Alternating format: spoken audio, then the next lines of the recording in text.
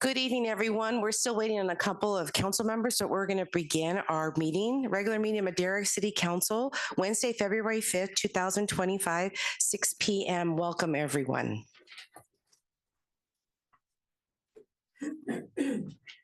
City Clerk. Mayor Gallegos.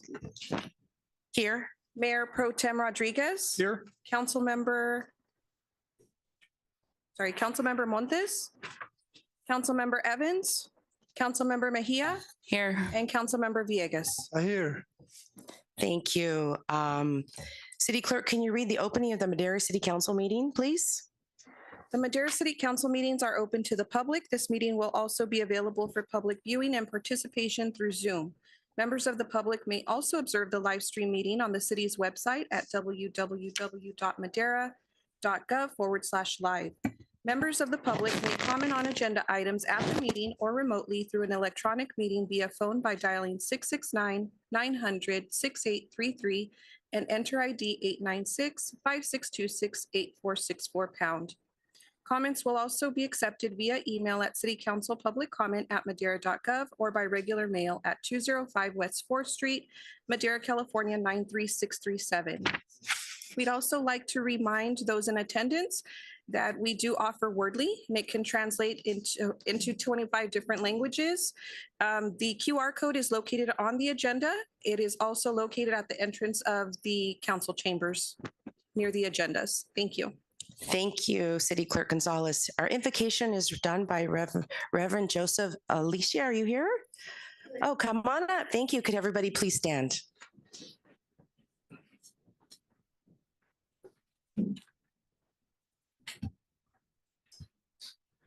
Good evening. Thank you, City Council. Thank you, Mayor, for this opportunity. I'd like to first read 2 verses of scripture and then we will pray. We will pray. 1 Corinthians 16, verses 13 and 14 say as follows.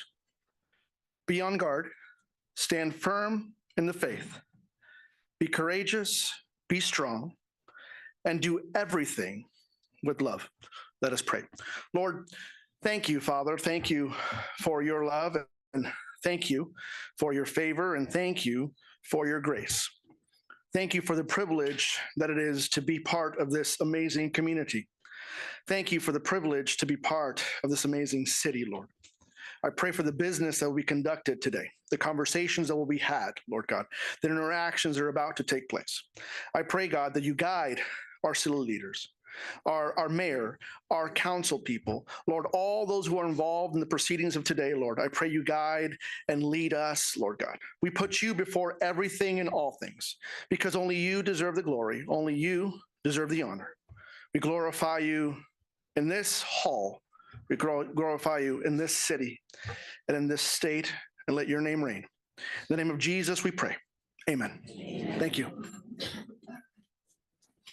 Just remain standing. Ready? Salute. I pledge allegiance to the flag of the United States of America and to the republic for which it stands, one nation under God, indivisible, with liberty and justice for all.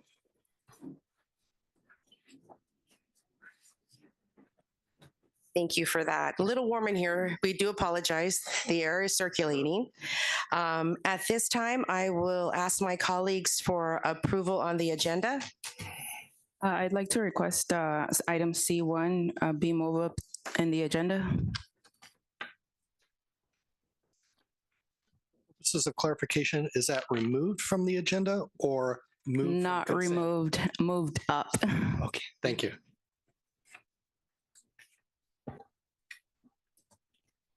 Councilmember Mejia, and that would be moved up where, I'm sorry, what part of the agenda would that be? After the presentation for the appointed? Yes, after Councilmember Zachariah's oath of office. Okay. According to when we move things to agenda, they go up above workshop, so it's where it could be the first on the list after all that we have here. So it's ready to go to be first. If everybody's good with that. Okay, record show, we have Councilwoman Evans has joined us.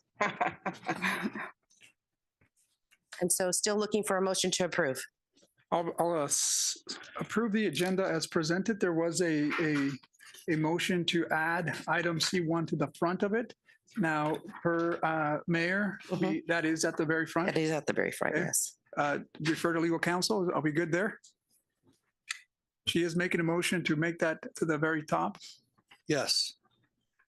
So she made a motion to move it up the very, very top after the oath of office? Is that the motion? Correct. I think that, Yes, she has authority to do I'll that. second that. Okay, let the record show Councilman Montes has just arrived. We have a motion and a second. All those in favor say aye. Aye. Aye. Those opposed? Okay, motion passes. Then we'll be moving that up to after public comment. Is that correct? Okay, thank you. Madam Mayor, I think that was after the oath of office, if I heard that correctly. Well, we'll do the public comment first and then C1. Thank you. Moving on, council reorganization. We have something happening in the council that is, again, history to be making. We are putting in District 1 City Council member, Rohi Zachariah. So if I can have him and his person that will be giving him the oath of office, please come up to the front.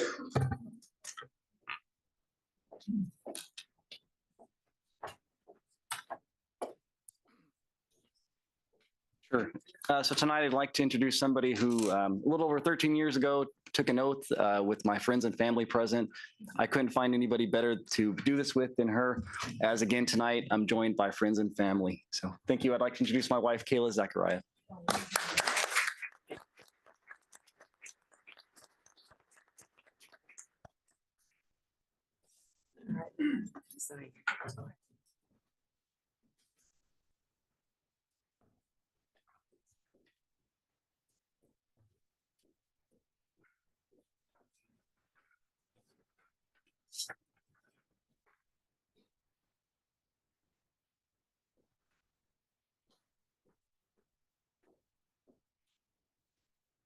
Please raise your right hand and repeat the oath after me.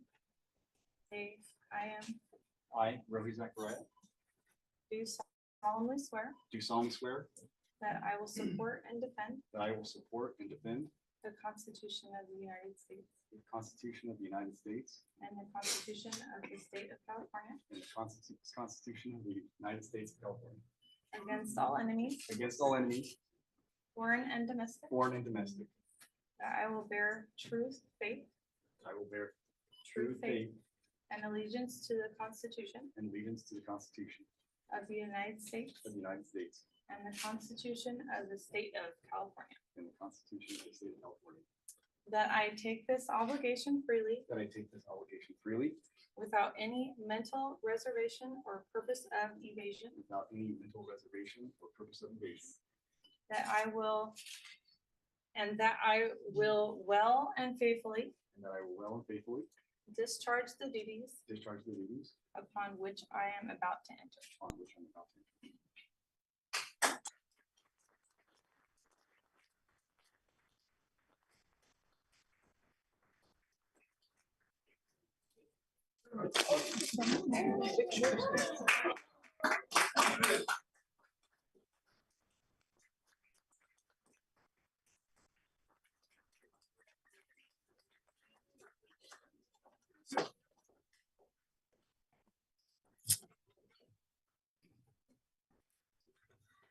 Well, we're going to give you a few minutes, Council Member Zachariah, if you'd like to address anyone else and maybe point out your mom and dad that are here to support you.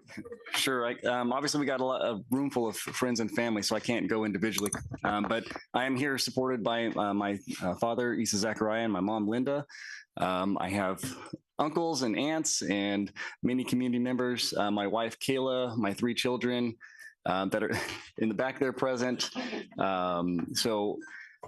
There's just so many people to thank for this, and I'm just so appreciative they could come out and join us in this night tonight. So thank you. All right, congratulations.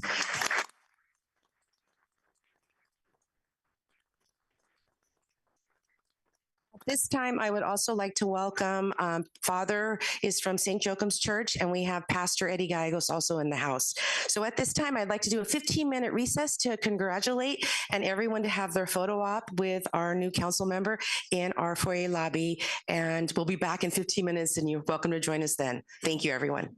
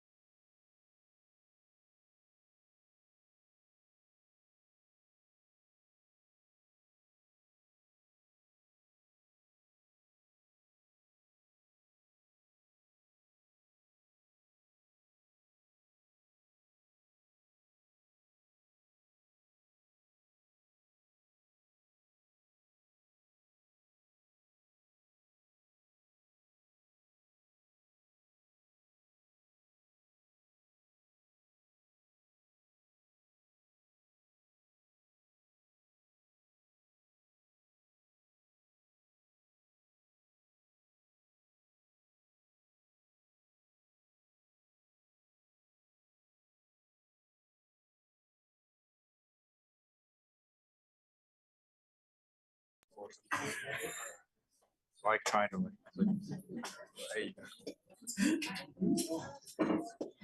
Thank you, City Clerk Gonzalez. We are bringing this meeting back in session and we'll continue with public comment. City Clerk Gonzalez. The first 15 minutes of the meeting are reserved for members of the public to address the council on items which are within the subject matter jurisdiction of the council. Speakers shall be limited to 3 minutes. Speakers will be asked but are not required to identify themselves and state the subject of their comments. If the subject is an item on the agenda, the mayor has the option of asking the speaker to hold the comment until that item is called. Comments on items listed as a public hearing on the agenda should be held until the hearing is open. The council is prohibited by law from taking any action on matters discussed that are not on the agenda.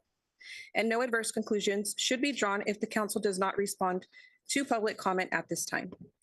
Thank you for that, City Clerk Gonzalez. And at this time, I open up for public comment. I see we have somebody already at the podium. Welcome. Thank you very much, Madam Mayor and the council members. My name is Dennis Hart. I'm from the Madera County Historical Society. And I have to say, I'm pleased to be here on such a happy occasion. Welcome, Council Member Zachariah. Thank you and welcome and good luck. Oh, we all need good luck, don't we? It's a happy night and I'm happy to have some happy news for you. And I think you have it in front of you. We just found out last week that the Madera County Historical Society, the museum, we run the museum, has been nominated as Best Museum in Central California. Hey. We've also been nominated as Best Attraction and Best Place to Volunteer. Don't know who nominated us. We have no idea. We are grateful. We are truly grateful. But now we need your help because we're going to be going up against a juggernaut. We're going against 3 other counties, Madera, with us, of course, Fresno, Kings, and Tulare. They have a combined 1.5 million population. We have 168,000.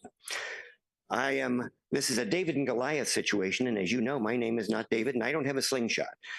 But if we all get together in this community, maybe we can all become David, maybe. Voting for this begins, and it's on your sheet here, and I'm happy to pass this out to anybody in the audience.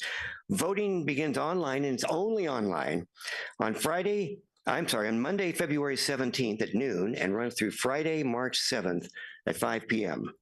We have a dedicated website to vote. To vote in all 3 categories, you push one button, and you have voted. Now you can vote once a day during the entire period. So in this room right now, there's probably 1,000 votes.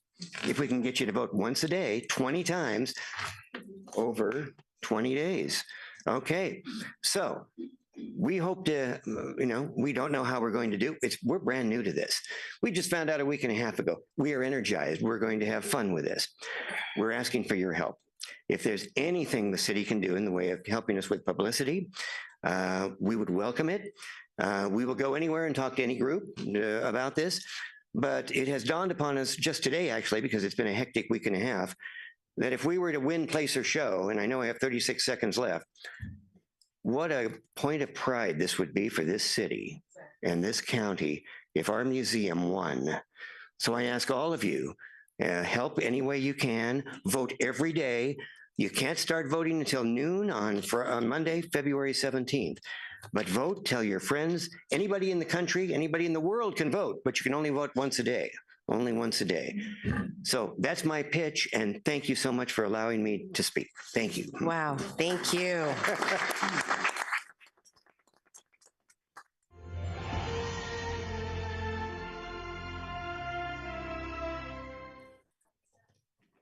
Come on up. Okay, thank you.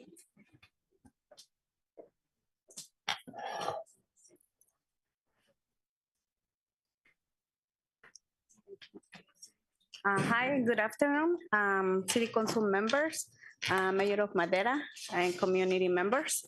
My name is Monica Bravo. I am the CEO from Latinos Madera Club. And today I want to express our thanks to Madera Chief Gino Chiramontes and Police Lieutenant Felix Gonzalez and Detective Santos Last Thursday, they took care on support of food distribution. We felt safe during this event, building a strong relationship between the police department and the community. Thank you for that. On Friday, they participate at the Charlas Comunitarias community chats, talking about our rights, no matter the immigration status we have. It is important to say that police officers are here to protect us. Inside to the uniform, they are people like you and me. Please don't be afraid to report some crimes or community issues. The police will be there for us. Thank you so much and good luck. Thank you for your comment.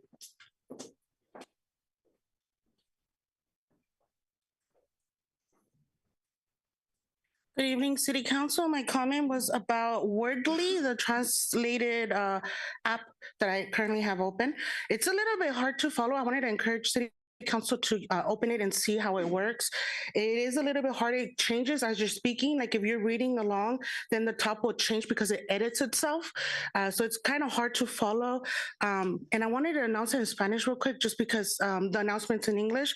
Para la comunidad que está aquí presente, si quieren leer la junta, está disponible en la aplicación. Hay una agenda que está enfrente donde dice cómo accesar la translación en español.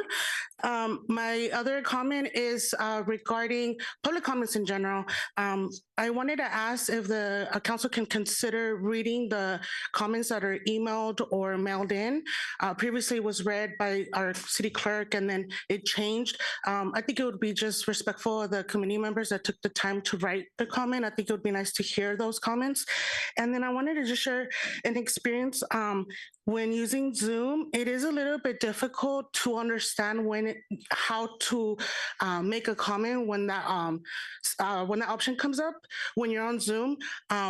One time I kept pressing the option to speak when it was that moment, but it wouldn't let me. And then another time I think that it wasn't explained like how to unmute yourself and I suppose raise your hand, but when you're calling in, there's no option to raise your hand. So I just wanted to share that experience over Zoom. Thank you. Thank you for your comment. Hello, Council. Unfortunately, I wasn't able to vote for you, Rohi, because I don't live here, but I will be voting for the Historical Society. So as many times as I can. My name is Domi Freitiger, and I am with a floating solar company called Laketricity. We have been working with some city employees already, and I just wanted to bring this project to the council's attention. So we're interested in potentially partnering with the city in installing 50 megawatts of solar on the surface of the Madera water treatment plant's lakes. So this is just floating solar that just rests on the surface of the lake. It would reduce evaporation, so it would reduce water loss, enabling more water to recharge the groundwater. And it would provide enough power to power 15,000 homes in the community, completely carbon-free. And it would also net the city $5.5 million over the project's lifetime. So yeah, I just wanted to bring this project to your attention. And if you have any more questions, please feel free to reach out to me. I have my card right here. And I've also been working with Arnaldo on it. So he also has a lot of information. Thank you. All right. Thank you for your comment and your time.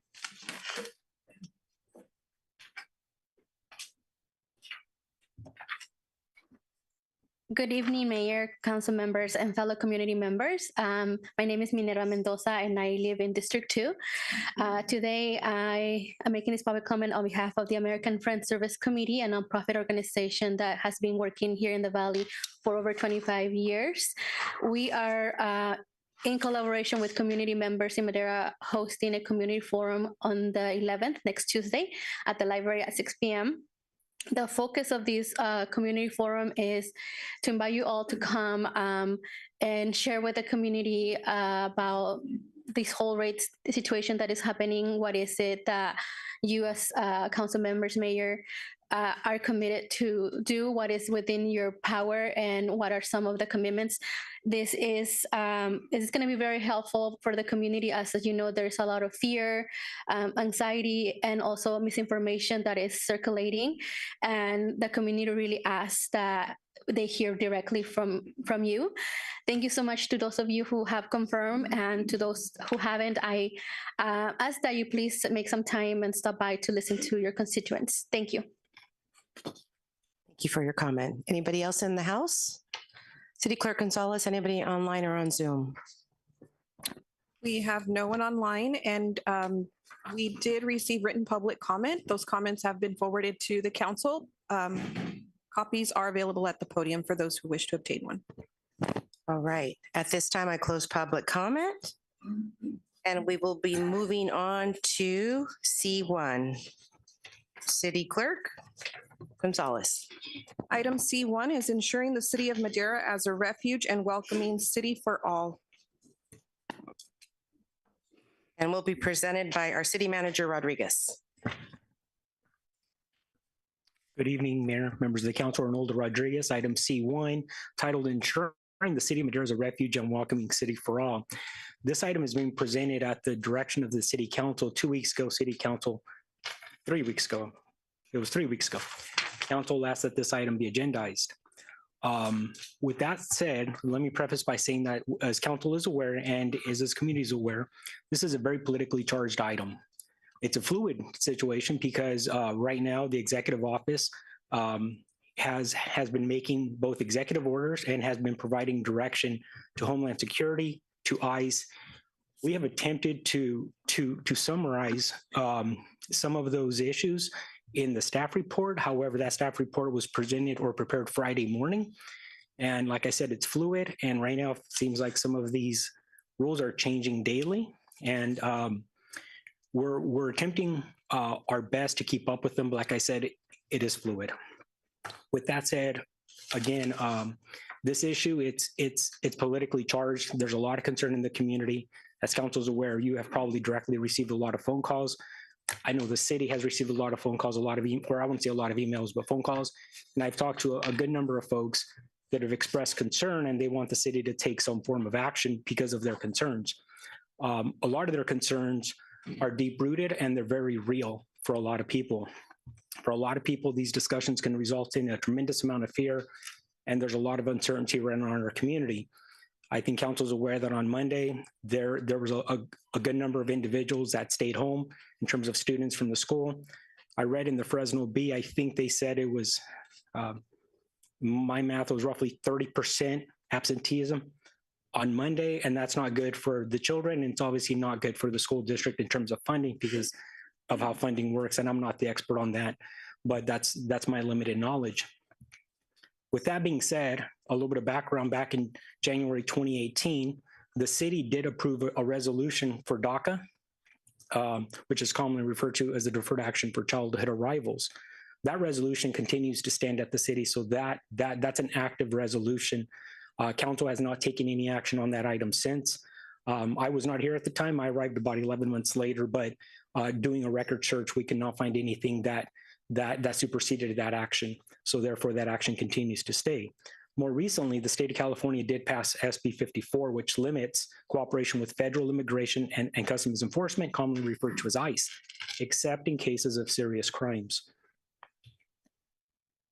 So recently, the president did announce widespread deployment, and he signed the American People Against Invasion, and that's italicized because I simply wanted to capture the proper name. This was signed, I believe, Thursday evening our time, and this action heightened concerns within the community. And I put heightened underscored because I think I do want to emphasize it's making a lot of people panicking, and again, I think rightfully so. With that being said, federal authorities, because ICE is a federal agency, ICE has they have the legal right to operate anywhere in America. So ICE is not. It's a federal agency. They do not need city permission to operate within the city, the county, or even the state. They do not take direction from the city. right now, the city, we do not shield undocumented residents from deportation, but rather we say, how do I back up? State guidelines do not shield undocumented residents from deportation. Rather, they set guidelines on how local resources and law enforcement can engage with federal authorities. The city of Madera does not directly provide information to ICE. Most oftentimes, the city of Madera is unaware that ICE is in our community. So this is not something where ICE contacts us and says, we're going to be at X address. We do not know. They come in and again, they have every right to do so. The city of Madera, our hands are tied. I understand there's part of the community doesn't want to hear that. There's another part that wants there to be additional action. Again, it's a very politically charged issue, and it's very real for a lot of people. Sometimes ICE will notify the city, and that's italicized because I do want to emphasize sometimes we do not always know. Sometimes it will notify us so there's not confusion in terms of who's operating in our city. It's usually very short notice, and they do not go into great depth in terms of what they're doing. If they've identified a house, they may tell us, but again, they're doing it out of professional courtesy to avoid potential conflicts between our police department and ICE. So the city, we currently lack resources to collaborate unless there's an immediate threat to public safety. And that obviously we would not want a shootout in our community if there's a wanted criminal that's being sought by ICE. Should ICE request our assistance, of course, our approach is to try to mitigate any potential negative consequences to those not involved. We do not want anything happening to our community member. But at the same time, I also want to remind the community and council that our police department is focused on ensuring that our community is well protected. So we are not reporting anyone to ICE, and I do want to make that clear, and the chief is here. We do not report people to ICE. We do not collaborate with ICE. So if ICE has their information, I can assure them it's not coming from our police department. Again, ICE operates independent of the city. This is not a partnership. I'm not going to say we're at odds with ICE, but they're not contacting us, and they're probably not going to invite us for the Christmas party. So policies do, though, vary by jurisdiction. For example, Huntington Beach recently passed a policy or resolution, as I understood it, to say that they are I'm not too sure the exact terminology, but they are not the sanctuary city. There are other communities that have adopted resolutions saying they are sanctuary cities. The one thing with Senate Bill 54 that, again, this was approved in 2017. It went into effect shortly thereafter. It restricts state of California and local law enforcement from using our resources to help ICE, except, again, in serious or violent offenses. And on top of that, the city, we do not ask people's legal status in terms of their documented, undocumented. We do not ask that information. So again, we don't ask for it. And at the same time, we don't report it to ICE. And I do want to emphasize that to the community. We do not want the community feeling like they cannot contact our law enforcement for support or if they need assistance. That's a big item for us. We want to be sure that our community understands that they could call us for anything and we will be there. So there's some discussion from communities throughout California in terms of what can local jurisdictions do, because again, there is a lot of frustration, there's a lot of stress, there's a lot of panic by some people. There's other people that, again, are saying we need more ICE. And again, there's no right or wrong. I'm saying this very matter of fact. So a couple of council items or potential options that the council could do if this is something the council wanted to explore. Currently, the city is relying on Senate Bill 54, where we limit our enforcement actions. The council could obviously pass a new resolution reaffirming the city's support for DACA, similar to what the city did in January of 2018. The city council can obviously pass a resolution encouraging the president to reconsider some of their actions. The city can call for a moratorium on federal immigration, raids and support, and humane reforms. I apologize for that. But of course, that would go to the federal or the executive office, which would be the president. The city can always declare itself as a welcoming city to demonstrate Madera's commitment to have treat people with dignity. It has a different connotation than some surround. I'm not going to say surrounding. It depends on how you define surrounding, but how some other communities in California have treated this. And again,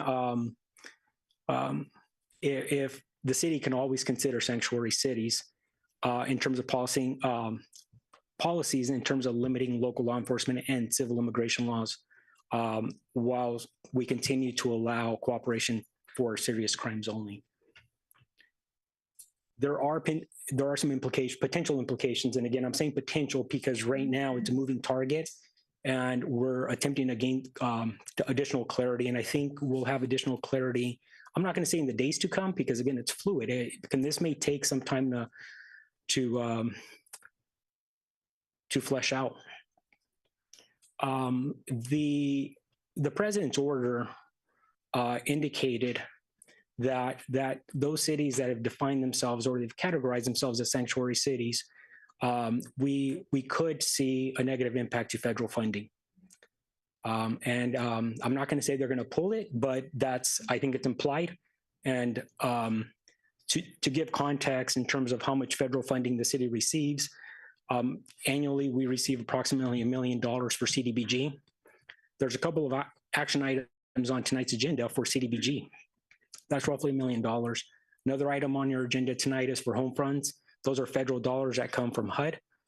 That's roughly $372,000. So right there, you're talking close to 1.3 million. And then we also receive some grants primarily for the police department. So the police department, I'm not too sure, it's not in the millions, but we do receive several $100,000 annually for our police department. There are other grants that we also receive federal funding for. As council is aware, in December, we were awarded $1.6 million to study the Union Pacific Cleveland State Route 99 interchange, which we internally refer to as a hallelujah interchange because it's very difficult interchange to go through. That's a federal grant. Could we potentially be jeopardizing that? I can't tell council yes or no. I cannot do that because I don't know. And I think it would be premature, and I think it would be extremely disingenuous of me to say we are, because we really don't know until we gain clarity on this. So again, and then there's other public projects. We were awarded $5.7 million in December as well from the California Transportation Commission for improvements to our community. I didn't have an opportunity to do a deep dive into that to see how much of those funds are coming from the federal government versus the state, or if they rely on each other. So again, those are just two recent examples in the past 3 months. And then also the order does direct the United States Attorney General and DHS to potentially take authority to take criminal or civil action against jurisdictions with sanctuary cities. So that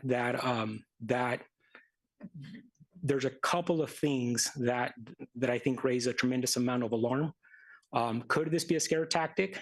Potentially. I'm not too sure if any city wants to be the first to test them. So financial impacts, to prepare the report, the kind of financial impact was nominal. It was myself and Shannon taking some time trying to go through numerous orders and trying to figure out what applies to this. With that being said, though, any new policy could potentially have tremendous impacts depending on the route the council decides to take, and then also on the route the executive branch decides to take at the federal level. Again, right now, I'd like to, I wouldn't say I'd like to think, we may potentially be in the infant stages of some of these actions. The president's been in office for 2 weeks. I don't know what it means. And again, I think I would not be doing my civic duty if I were to say the sky's falling, because I really don't know. And I'm not too sure because there's orders coming out. Again, I'm not going to say daily, but there's a lot of orders coming out that Shannon and I are trying to digest and trying to process.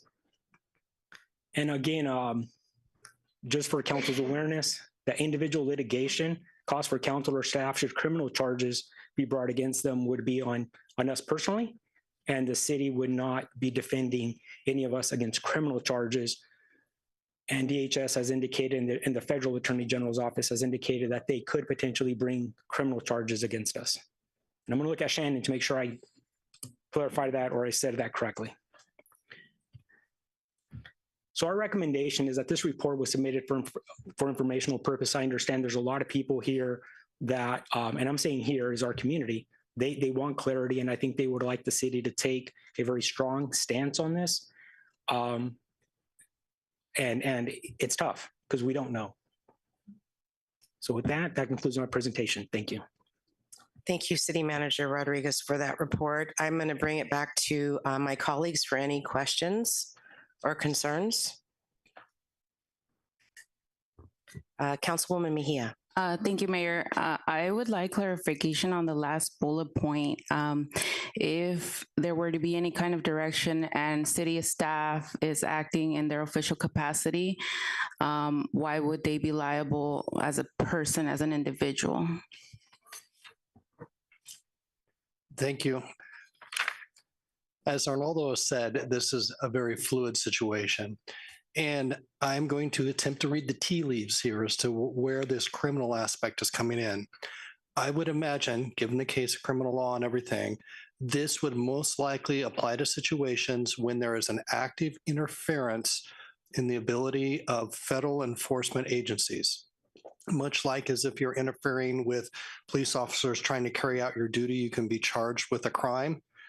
I would imagine that would also be it. The reason why I say that is because there have been several statements by various mayors that they're going to be in the streets and blocking the houses and that sort of thing for ICE and enforcement efforts. I think that has prompted the response of, well, let's charge them with a crime because that could be a crime. As a practical matter, I think, again, reading the tea leaves, I do not want to leave you astray on this, and I'm not advising you it's a criminal matters. If there is an argument that if city council members direct staff to take certain actions to basically interfere with operations of federal agents, and that rises to a level of criminality, it could come back on the people giving the directions. Of course, it's also going to come back on the troops on the ground too. So if the council is setting a policy, and I'm not saying this council, I'm just saying if a council is setting a policy and that policy is one that involves a criminal act in nature, it could expose both the people carrying out the policy and the people who are given direction to the policy to theoretical criminal prosecution in the state of California, most likely. Good, Council Mejia. Okay, Council Member Montes. All right.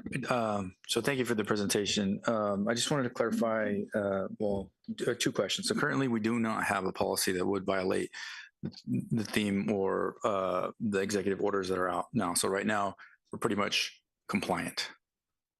We are compliant with both state law and federal law. And do we anticipate, I don't know, yeah, bring out your crystal ball.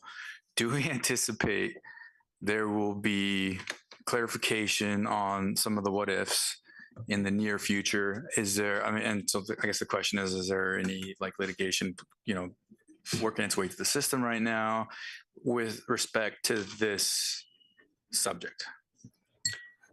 The answer is yes, yes, no, and yes. And what we're kind of in a situation of is like we're trying to drive our car down a road looking in the rearview mirror. And that's kind of what cases do, is you're trying to drive by seeing what was decided in the past. Now, there have been some decisions in the past, like AB 59 with protections of immigration. And there was a prior effort by I can't remember the first Trump administration in order to cut federal funding for certain cities. Those did go to court. They went to a federal judge, the lowest level for the cutting of the funding. And the judge said, no, you don't have authority to do that. And then it became a moot issue. A lot has changed since then. We now have a lot more appointees in the Ninth Circuit, which is where we are, by President Trump. The Supreme Court has changed its composition a lot, and certain directions have come out. So what I anticipate is, because that low-level order was never appealed, looking in the rearview mirror, right? The low-level order wasn't appealed as the federal funding. Now we have a new order coming in. I am positive. We're seeing them already. We're seeing all these court cases come in. Judges are doing all sorts of different things. And at the end of the day, I predict it'll go up to the Supreme Court.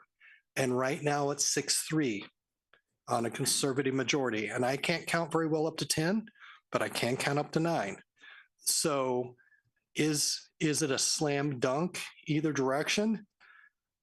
I don't know, but I do not anticipate the Supreme Court changing its, I shouldn't say political division, but changing substantially in the next 4 years. I just don't see that. Okay. Thank you, Councilmember Montes. Mayor Pro Tem Rodriguez. Thank you, Mayor Gallegos. So Arnoldo, if I heard you correctly, SB 54 already has many of the provisions that address the concerns we have in our community with folks that, in my opinion, have been marginalized with this executive order. But it already states that we are not going to exhaust our personnel resources and law enforcement to aid in that because, as you mentioned, ICE independently operates by itself. Now, there are times where they make themselves present. We're not aware of that. Obviously, that creates a fear amongst a lot of the community residents. But my question is the alternative options to reaffirm and urge these specific things. Can we make that without really holding any legal, any implications that could potentially come back to us in a legal manner? Would that be a safe statement to say if you address that? I would say that your greatest risk is declaring yourself a sanctuary city and attempting to thwart federal enforcement options. Okay. You will run into problems, and California is on the radar. That being said, again, reading the tea leaves, my best guess as we sit here this evening at 7:08 tonight, not knowing what's happened in the last 60 minutes, I think if you do anything from city welcoming as a welcoming community on up, you're probably going to be okay from a legal perspective. In other words, you could reaffirm the DACA, you could rely on state law, you could do welcoming city, you could do any of those options that were put out by Arnoldo on that list. And I'm not saying that there isn't any legal risk, because it's my job to tell you if there's risk, but I think as a practical matter, the risk is low. Yeah, and in this case, I think what we're saying to our community and what we're saying in solidarity is that we reaffirm in support of some of the DREAM Act.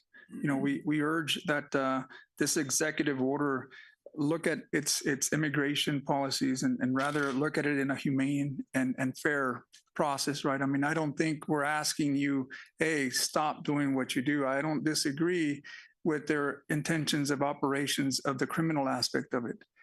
But what it does and what people fail to understand is that even though it's intentional, it has unintentional consequences because the majority of people that our president refers to are people that are south of the border. And as if you're well aware, this community reflects a lot of those people that are south of the border. So what starts happening is you start categorization of people by profiling and assuming, and that develops another way of saying, I'm just going to turn a blind eye. I'm not going to speak on behalf of or support this specific movement, but it allows for us to become numb to the fact that there is a group of people that have been marginalized that do not fit that category, but by the basis of their skin color and or characteristics, people tend to categorize. Those are the unintentional consequences that I feel that are important to address because here in this community, I'm sure people are aware, if you look at the makeup of this room and you look at the makeup of our community, it's about 80% of the people that are Latino, Hispanic. Now, do they all agree with this? Possibly not. They may have a division within their political motivations and what have you. But I know that our job as city council is to make sure that we protect the economy of our community, that we protect the resources, that we also address the funding, which any law enforcement officer here can tell you, whether it's the county and or the city, their funding is they can certainly use a lot more funding. And I would not want to allocate any additional funding to address these concerns that already have their mission or their there are implications as to what they got to do. But anyhow, I do want to reaffirm a support for our community.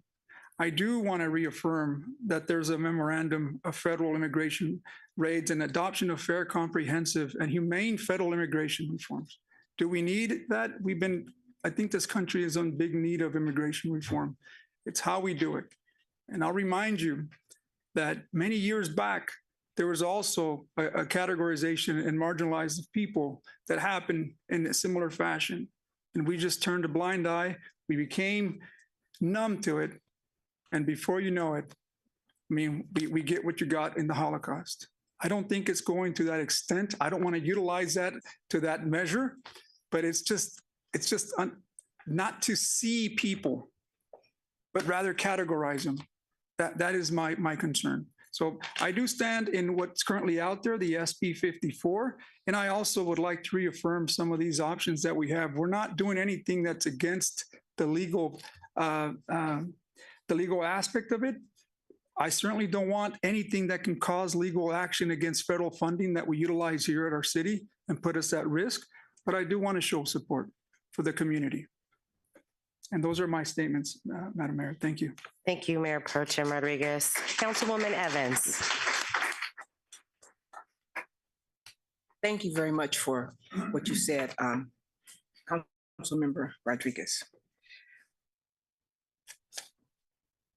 District 4. I can only speak on the people that I see that walk every day.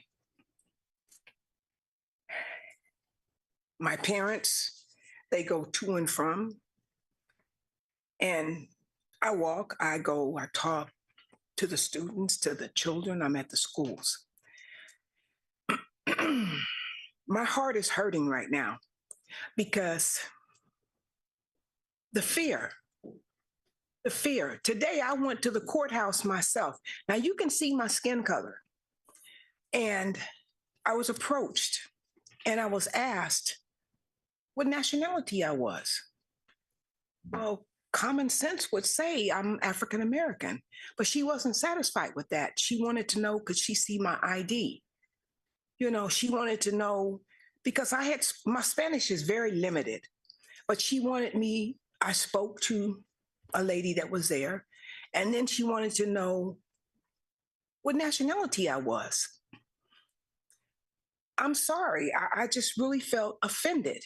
And I can only imagine how others are feeling when I see my kids that are playing out in the streets. And if you see a black vehicle coming, they take off running. That's not fair. That's not right. I know I can't say sanctuary city, and we're not, okay? But we can create a document for the welcoming city. You know, there's some things that we should be able to do here on council. I understand that our funds are at jeopardy right now. And I get it. And I know that this is how many are paid. And this is how many live. But what about the lives that don't have that? What about those that are afraid? What about those that walk the streets and don't know from one time to the next? I have a friend right now, her husband, they don't know. They don't know if he's going to be picked up or not. Something has to be done. I don't know how we're going to do it, but something has to be done. And if making us a moratorium or the welcoming city or whatever, we were elected by the people. Yes, we were elected to make sure that the budget is straight. We were elected to make sure that the roads are taken care of. We were elected to make sure all these things happen. But what happened to the human side of us? If it was your grandmother or your sister or your husband, what happened to us? So that's all I'm asking is there something, Arnaldo, that we can actually put into play other than the SB 54. What else is it that we can do?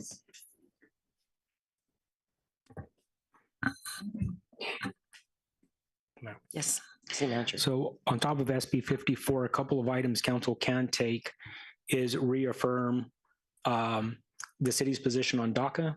The city can affirm or approve a resolution that it's a welcoming city for all. I think one of the challenges is if, going back to what legal counsel said, is if the city were to approve a sanctuary city title, we could potentially be in jeopardy. I think a lot of options right now that are at play, because there are some moving parts, again, it's fluid. One thing council can attempt to do is approve a resolution where the community feels that they're supported by our council, albeit limited support. I'm not sure if the proper terminology is support in spirit, because from a legal perspective, I think we have very limited options if that's the direction council wanted to take. In terms of, it's tough because we're currently not providing law enforcement resources to ICE. At the same time, as I said, we're not stopping them. We have no legal right to do that. They are in our community. We are not, if ICE contacts us, we have a federal obligation to provide assistance if they request assistance, if it's a dangerous situation. But I'm not too sure in terms of how much more the city can do. There are cities with deeper pockets that have taken more aggressive action. They could provide a legal fund, but that's for a city of our size with our resources, that's going to be a challenge. Come for our community. It's tough when you have finite resourcing, kind of like we do. So, but we can form a resolution though. Is that what you're saying? Absolutely. Council can approve a resolution that's not before council this evening, but with council direction, we can bring back a resolution with language reaffirming DACA, state that we are a welcoming city. It's going to be a very narrowly defined resolution because there's a lot of guardrails on this. And I see Shannon slight nod. So again, that tells me I'm on the right path, because I don't think that we want to get out of our lane. Yeah, I understand. And so again, so it would be narrowly defined. Again, I recognize that that's not what all of our community is going to want on either side. And of course, there's obviously more than two sides, but right now it seems like there's a strong advocacy on both sides. I'll say you're probably not going to placate, I'm not going to say anyone, but on the two more extreme sides, you're probably not going to satisfy those groups. Okay. Thank you, Councilwoman Evans. Councilwoman Mejia. Thank you, Mayor. I really appreciate Councilmember Rodriguez and Councilwoman Evans for your comments. I myself have also received a lot of phone calls from people that are living in fear, farm workers, but people of all backgrounds, children that are going to school in fear, people that are not showing up to work or school. It's very unfair. In this month, we're about a year away. A year ago, there were 8 farm workers that were killed in an accident on their way to work. It's such a difficult life. Being the daughter of farm workers myself, I see how hard working these people are. It's not okay to wake up and live in that fear. And in this report, I do see like a lot of the statements that have been made on the premises of fear. So I would really like to see for our staff to bring back some kind of report that tells us how have cities that have adopted similar policies, how have they fared? Like, for example, Watsonville, I know Huron was considering it. What about Berkeley, San Francisco? And how would we compare to those cities? Our community is made up not just of dreamers, not just deferred action for childhood arrivals. That's only one component of all of the immigrants that live here. And there are people that have lived here all of their life who have absolutely no pathway to citizenship. So this only includes a very small portion of all of the people that would fit into this category that are currently living here. So I would really like to see more of a thorough research on that. And also, everything is potential. Like you mentioned, everything is changing daily. How does this 1 million here, 1 million there, how does that even compare to the contributions of all of these people, and not just undocumented folks, but also those of us who are part of a mixed status family? I was born here in the United States, yet I am part of a mixed status family. That also impacts me. It's not just the undocumented people themselves. And I refuse to be a second-class citizen. I refuse for my voice, for my people, for my family, for my community to be ignored. So I would just really like to see more thorough research on that and us taking a deeper dive into this. Thank you. Thank you, Councilwoman Mejia. Council Member Villegas. Thank you, Mayor. I just wanted to reaffirm what Councilmember Rodriguez was saying. We should do the best we can to protect our community, the immigrant community, like myself too. And so the economy, everything we can do, we now compromise ourselves, and that should be the best we can do. Be very cautious and do what we have to do. Whatever we can't do in the right way, we're not compromise ourselves in the city. That's my comment. Thank you. Thank you, Council Member Villegas. Council Member Montez. Just putting our wish list out there. So I agree with my colleagues, and they've said a lot of things. We want to make sure that we're not running afoul and causing problems and bringing attention to people who, because a lot of them don't want the attention, right? They just want to come to work, but the fear is real.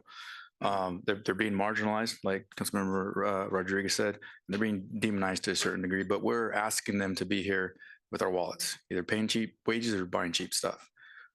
So for me, again, to have to balance everything, right? We're not just looking at one thing, and I know we do want to be human. We want to help these people. I think our participation in some of the information that's out there is going to be very valuable. For me, I would ask,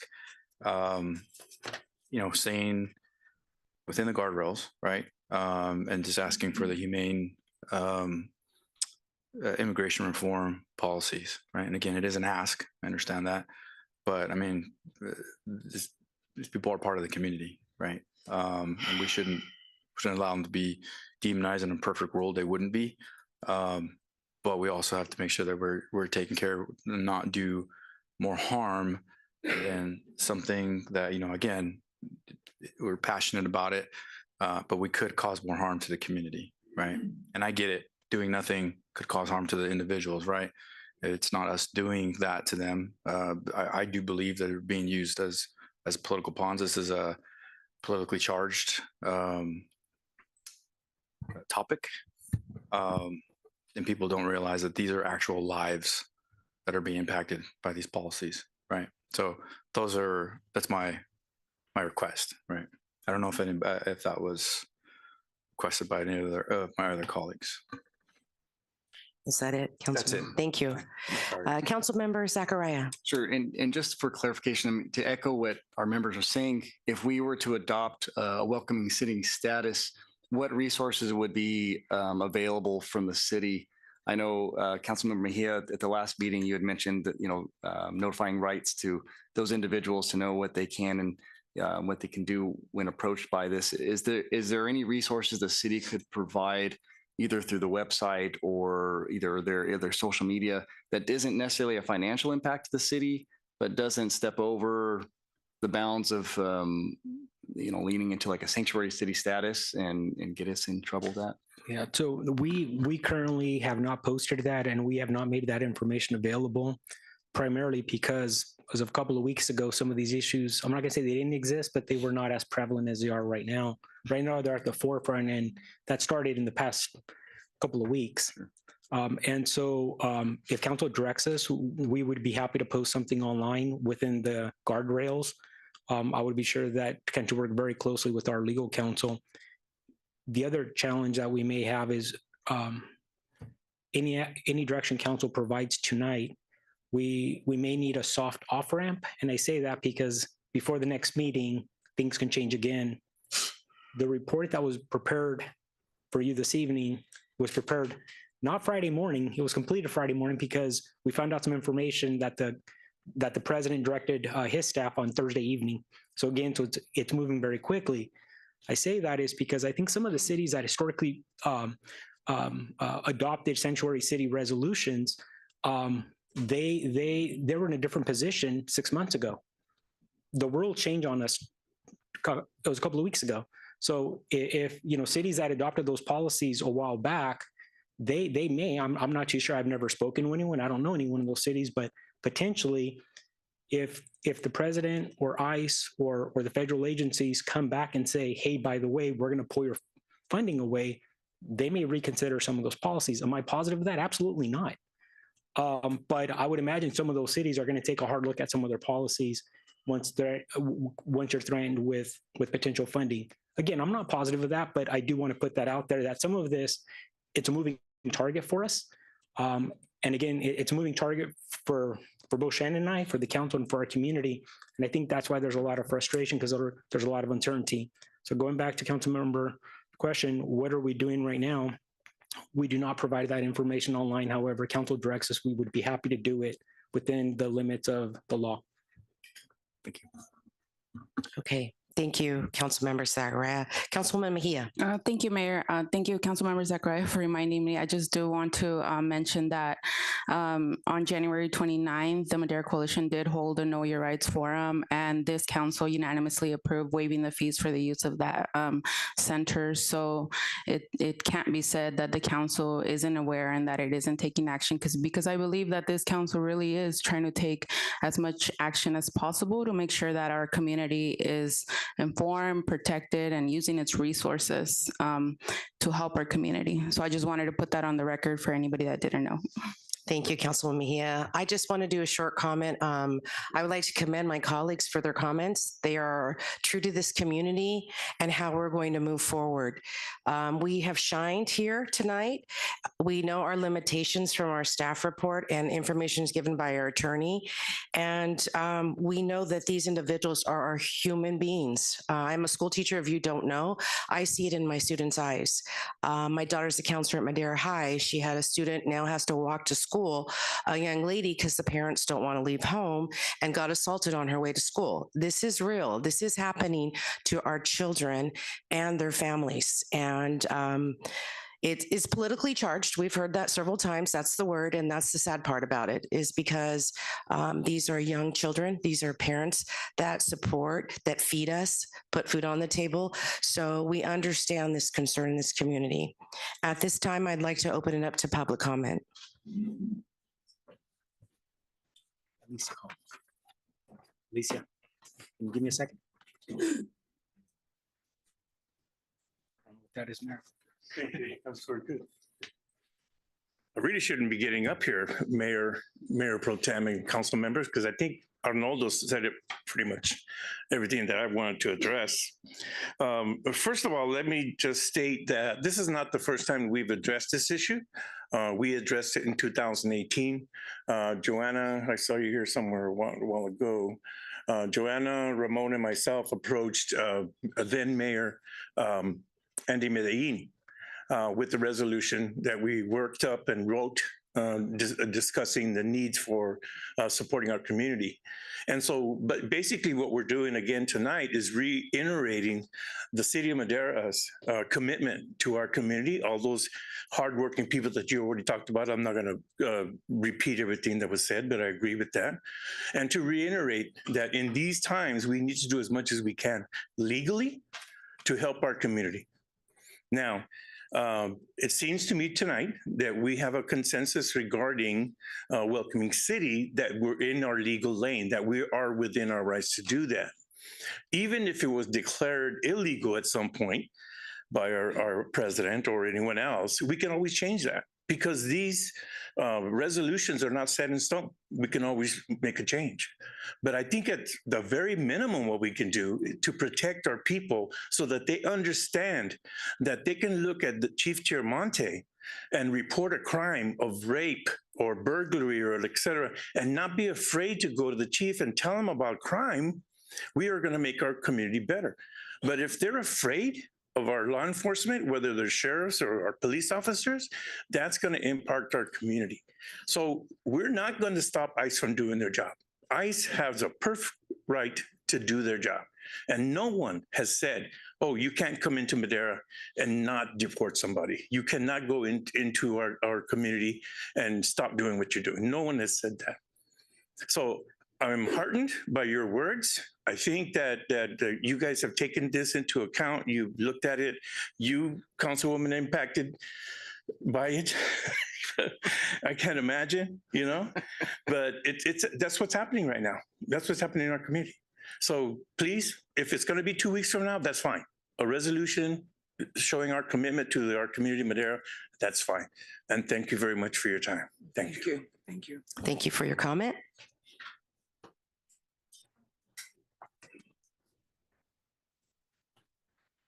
Good evening, Council. I wanted to thank the chief. I did reach out to him before this was even on the agenda. And I appreciate that he is taking that stand that they are going to be, they're here to protect our community. And the resources are just not there to be able to collaborate with any federal agency. I wanted to remind, because I thought it was interesting that the conversation about the grants, I think it was about a week ago, there was this, I don't know what he called it, but he did ask that there was a freeze on federal funding, federal grants. I don't know to what extent that also would have affected the city. Thank God there's a lawsuit and everything has been pending. Hopefully it doesn't go through, because we obviously need those federal funds.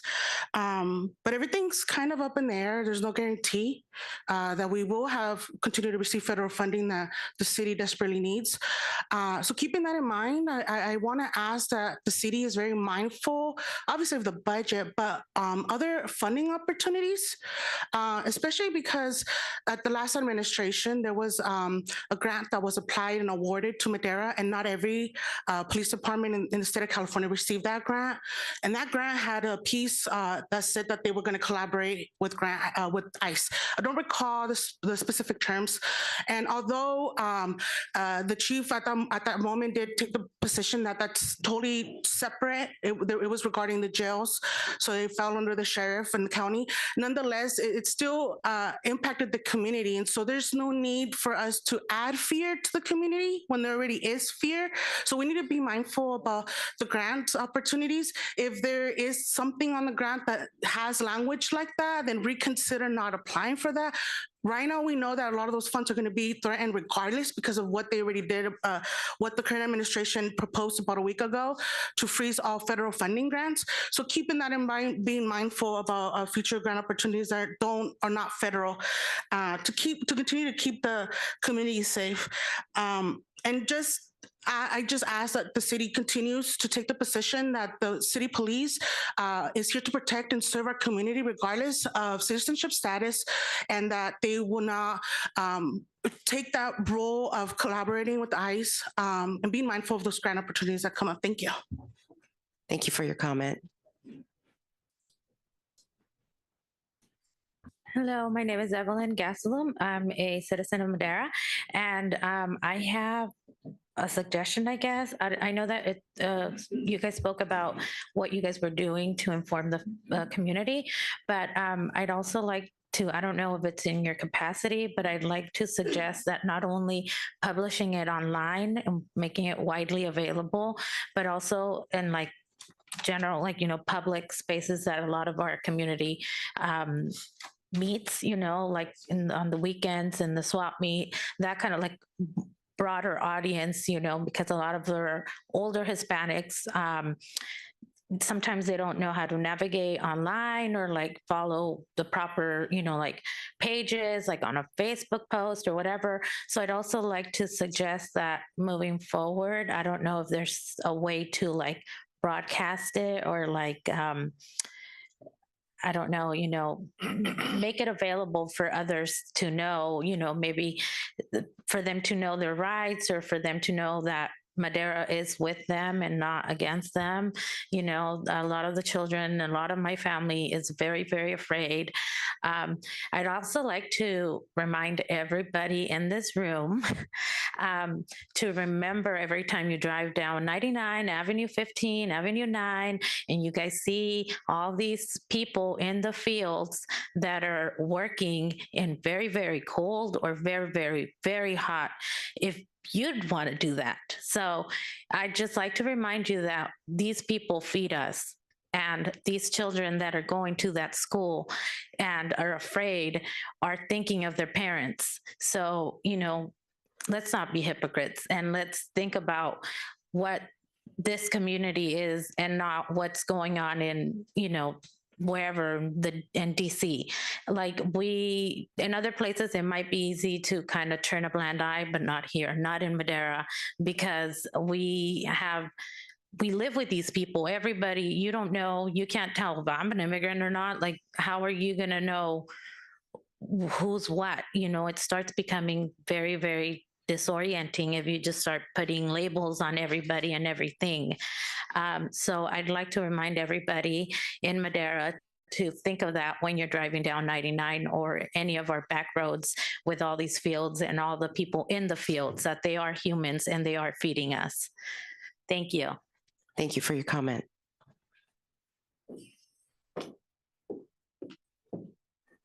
Hello, Socorro Santillan, and I am a constituent of District 1. I'm also a citizen of the United States, but an immigrant to this country.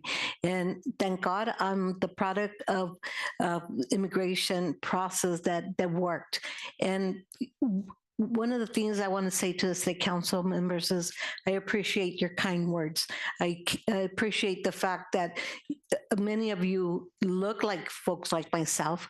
And obviously you are descendants of immigrants, but you have not forgotten the process, the road that you took to get where you're at.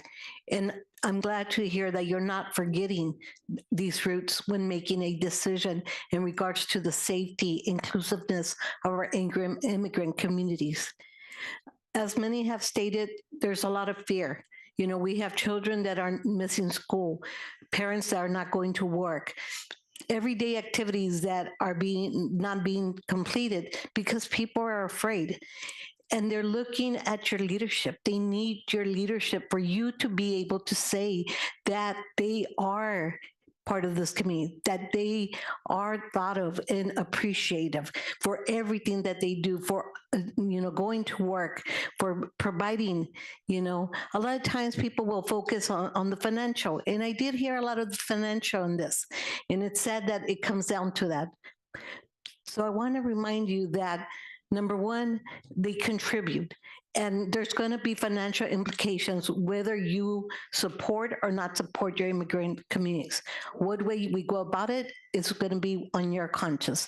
Because when people are not showing up to work, money is being lost. When children are not showing up to school, money is being lost. When people can't go to the health center to get their routine care, that means long-term higher costs for healthcare. So the implications are there no matter what. But I hope that you will take this opportunity to stand with those that need your leadership and make the right decision. And remember, we are one of many, many cities in California. You do not stand alone. So even regardless of what this administration decides to do, you will not be standing alone with the state of California. The state of California will stand with you. And just as they have time after time, passed legislation as SB 54 to protect our immigrant communities, they will continue to, and they will stand by you. So let's prove to our community that we did not forget them, that we are not moving forward without them, and that we will protect them. Thank you.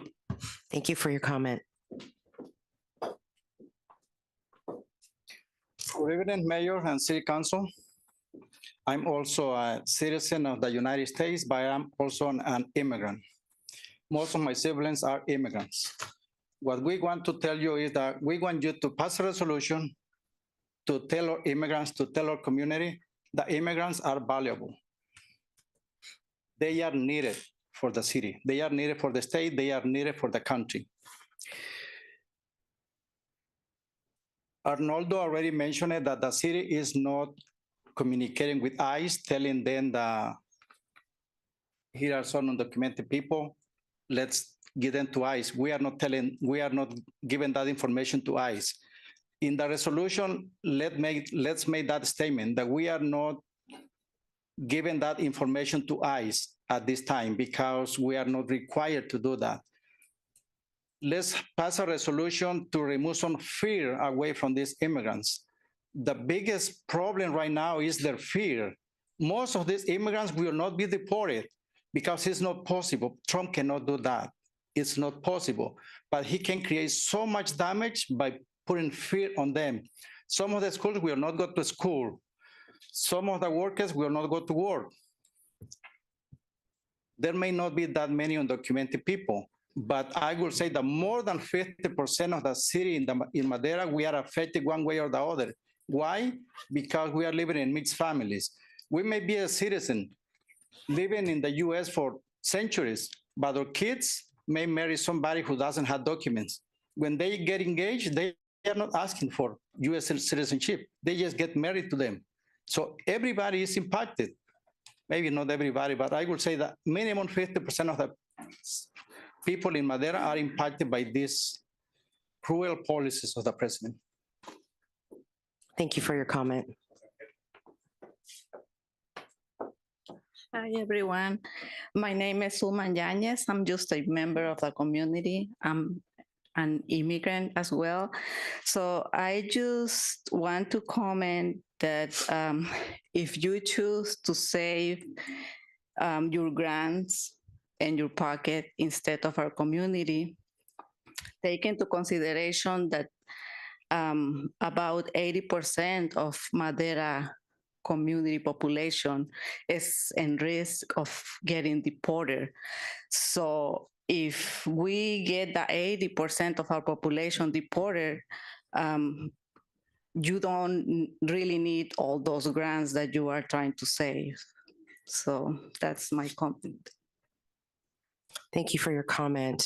At this time, City Clerk Gonzalez, do we have anybody on Zoom or online? We do not. Okay, thank you for that. I will close public. Oh, one more. This will be the last comment and we're going to move on. Thank you. Good evening, Mayor Gallegos, members of the City Council. Baldwin Moy, 2438 Plumwood Way. What I want to say is let's pass a resolution that shows that we're together, we're one. You don't do it by passing a resolution saying, we're a welcoming city. You go to every town and up and down the valley, it says, welcome to Modesto, City of Prosperity, whatever. That's nothing more than just lip service.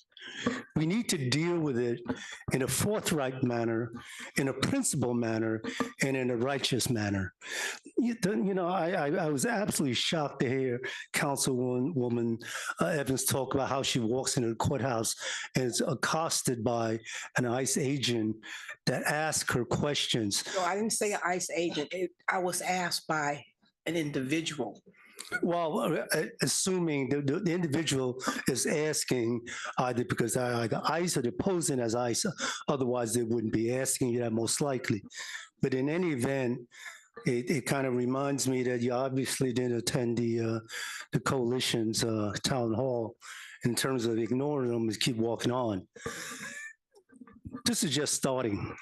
I think that what we cannot do is kind of cater to this kind of fear mongering, this kind of divisiveness, and begin to talk about. Nobody's is talking about asking employees of the city to engage in illegal conduct, whether on their own behalf or in the capacity of a city employee. By declaring that you're a sanctuary city, you are making a statement. So people say, well, gee, are there other jurisdictions that decides? Well, Huron, a small little city, has declared itself a sanctuary city. It says that ICE is off limits in certain areas. And it's not true. There was a statement made earlier. I don't want to disagree with Mr. Rodriguez, but city property is off limits unless they're open to whomever. And so if it's declared sanctuary city where ICE is not allowed other than in public areas, then they can't come in and make arrests, for example. And that's what you're saying. You're saying that there's certain places that are sacrosanct. There's certain places that people can go to as people from Madera. We should not be really kind of soft pedaling this and saying, well, you know, let's just call ourselves a welcoming city, that we love everybody, whatever. We want to say to people that people in Madera, we stand together. We stand together as one, regardless of your legal status. In terms of the So there's a big deal about the carrot and stick approach that, well, you know, if you declare yourself a sanctuary city, then you kind of open yourself up and there may be funds that be lost. And I think that Socorro made the larger point that the losses faced by this community is not just the grants and money of that nature. Time is up. I'm sorry. Thank you for your comment. The city should pass a resolution voting for a sanctuary city. Great, thank you for that. At this time, I'd like to close public comment and thank all the organizations that were out there giving information to our community. We've already closed public comment, I'm sorry, thank you. I bring it back to my colleagues and staff if we have clear direction. I'm going to look over to Shannon for a point of clarification.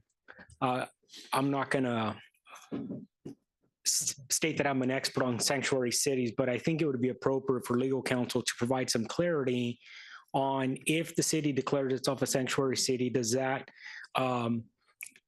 not permit ICE to come into our community? That I'm not perfect. I'm not certain on that. Just to be clear, even if the city of Madera were to declare itself a sanctuary city, ICE could still come in to every single square foot and inch of the city, whether or not the city declared itself as off limits. There is something back in the 1860s called the Civil War that established that the federal government had priority and precedent in law over states' rights and therefore local rights because we fall under the umbrella of the state. So speaking from a purely legal perspective, there is no legal basis for the city to be able to keep ICE outside the community. It is within the United States and within the United States federal enforcement areas. Thank you, Shannon, and thank you, Mayor, for allowing me to ask that. The reason I wanted to clarify that is, again, if I misspoke, there's a lot of moving parts here in the past, I'll say 96 hours. It's been fluid, and what I would not want to do is either misinform our community or misinform this council. And if I misspoke, I would simply to ask everyone for their forgiveness and I'll admit that I was incorrect. With that being said, I think I heard a lot of comments along the same lines. The city of Madera, and again, these are Arnoldo's words, not the city council's words. It appears that the city council would like to pass a resolution in support of our community and all community members. However, it sounds like to me, simply not saying we're a sanctuary city. And again, it sounds like, and this is where I'm going to look to Shannon once again, I think it's the phrase sanctuary city that the executive branch is targeting. That it specifically says sanctuary city within the executive order, yes. So with that being said, I think there's a lot we can do.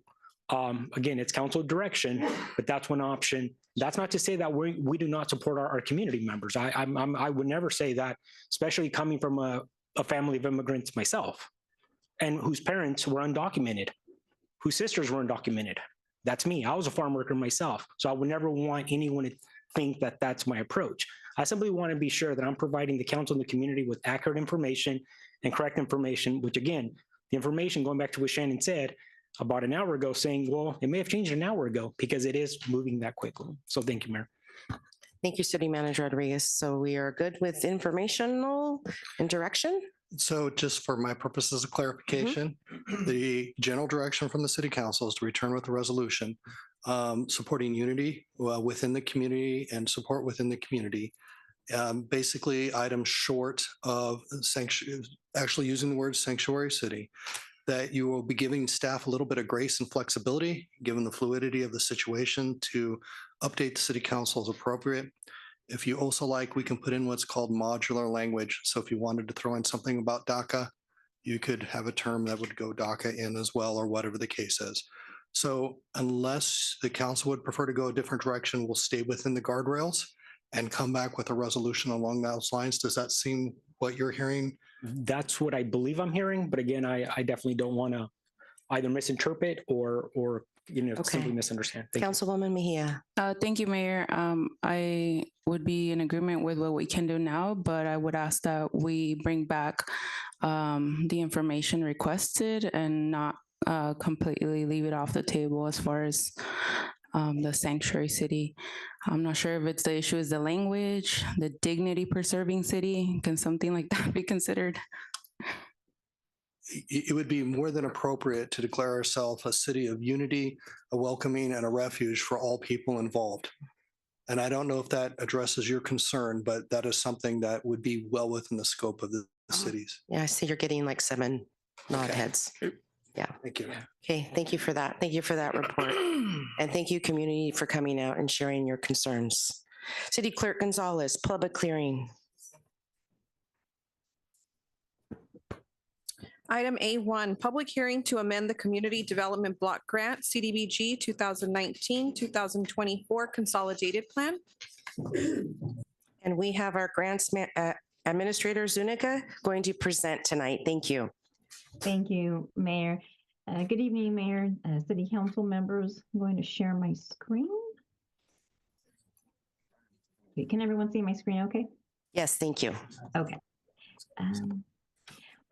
So tonight's item is a public hearing to amend the Community Development Block Grant 2019 through 2024 Consolidated Plan. So the consolidated plan, it's a 5-year plan, and the city is, as a recipient of CDBG funding, is required to submit it to HUD. The plan allocates federal resources and establishes funding priorities and objectives. The consolidated plan serves as a comprehensive planning document for the city to identify the overall needs for affordable and supportive housing, community and economic development, and outlines a strategy to address these needs. So what is the Home Investment Partnerships Program? The HOME program provides formula grants to states and localities that communities use to support low to moderate income individuals, families, and communities to address homelessness, affordable housing challenges, aging infrastructure, and economic hardships. The eligible activities for HOME include new construction or rehabilitation of owner-occupied housing, home ownership assistance to home buyers, new construction or rehabilitation of rental housing, or tenant-based rental assistance. So why is this amendment needed?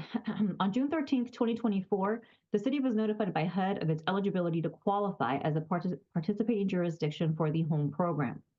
The city's eligible HOME fund allocation is slightly over $371,000. As a condition to receive these monies, the city committed to a one-time match payment in the amount of $127,935.08. On August 7th, 2024, Council approved a budget amendment authorizing this match payment from the general fund. Home funds must be incorporated into the city's consolidation plan, identifying them as a resource over that 5-year period. The city included in its fiscal year 2024-25 adopted budget a one-time match of $127,935.08 paid from the general fund. Future home allocations will not require a match. Administration of planning and developing the city's home program will be paid for by home funds.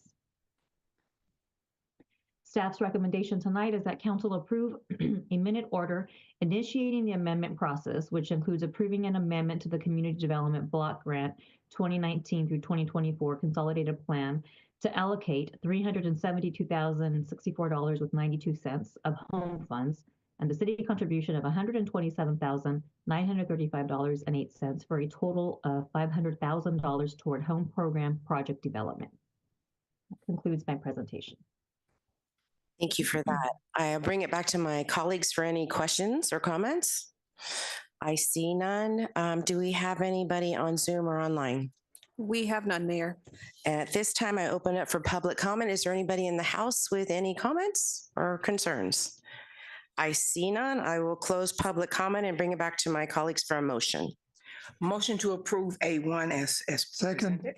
I have a motion and a second. All those in favor say aye. Aye. All those opposed, motion passes unanimously. Thank you for that. Thank you, Administrative Grants Zuniga. Moving on to the consent calendar.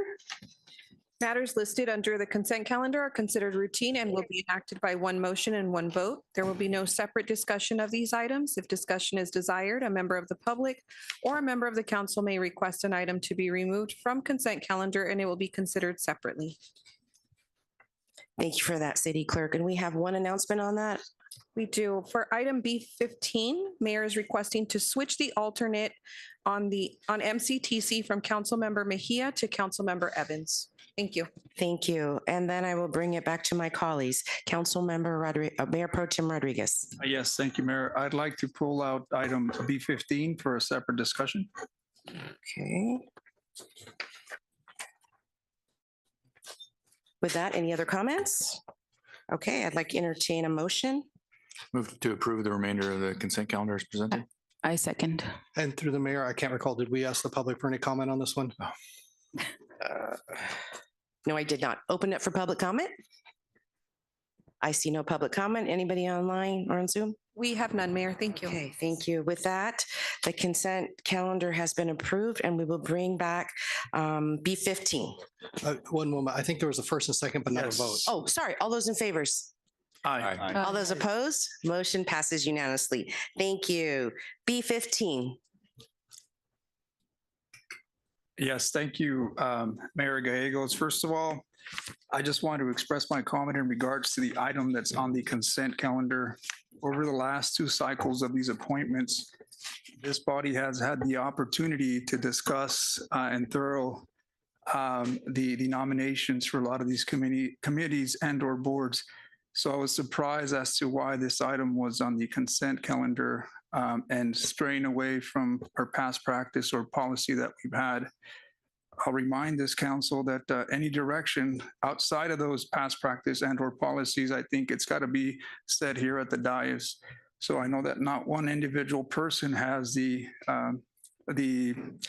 I'd like to say this, they don't have the authority to move those without consent of the remainder of the body. We worked as a collective unit. So I don't know if staff had different direction, but I know that this body had established that policy years back. So I would appreciate it when any items have some type of controversial and or discussion that are needed, we bring that back in a separate item like we have before, which is administrative. So that being said, let me start off with the appointments. Again, like I said in the previous cycles, it allows for us as a council to come before this body and or the mayor and request for nominations for several appointments.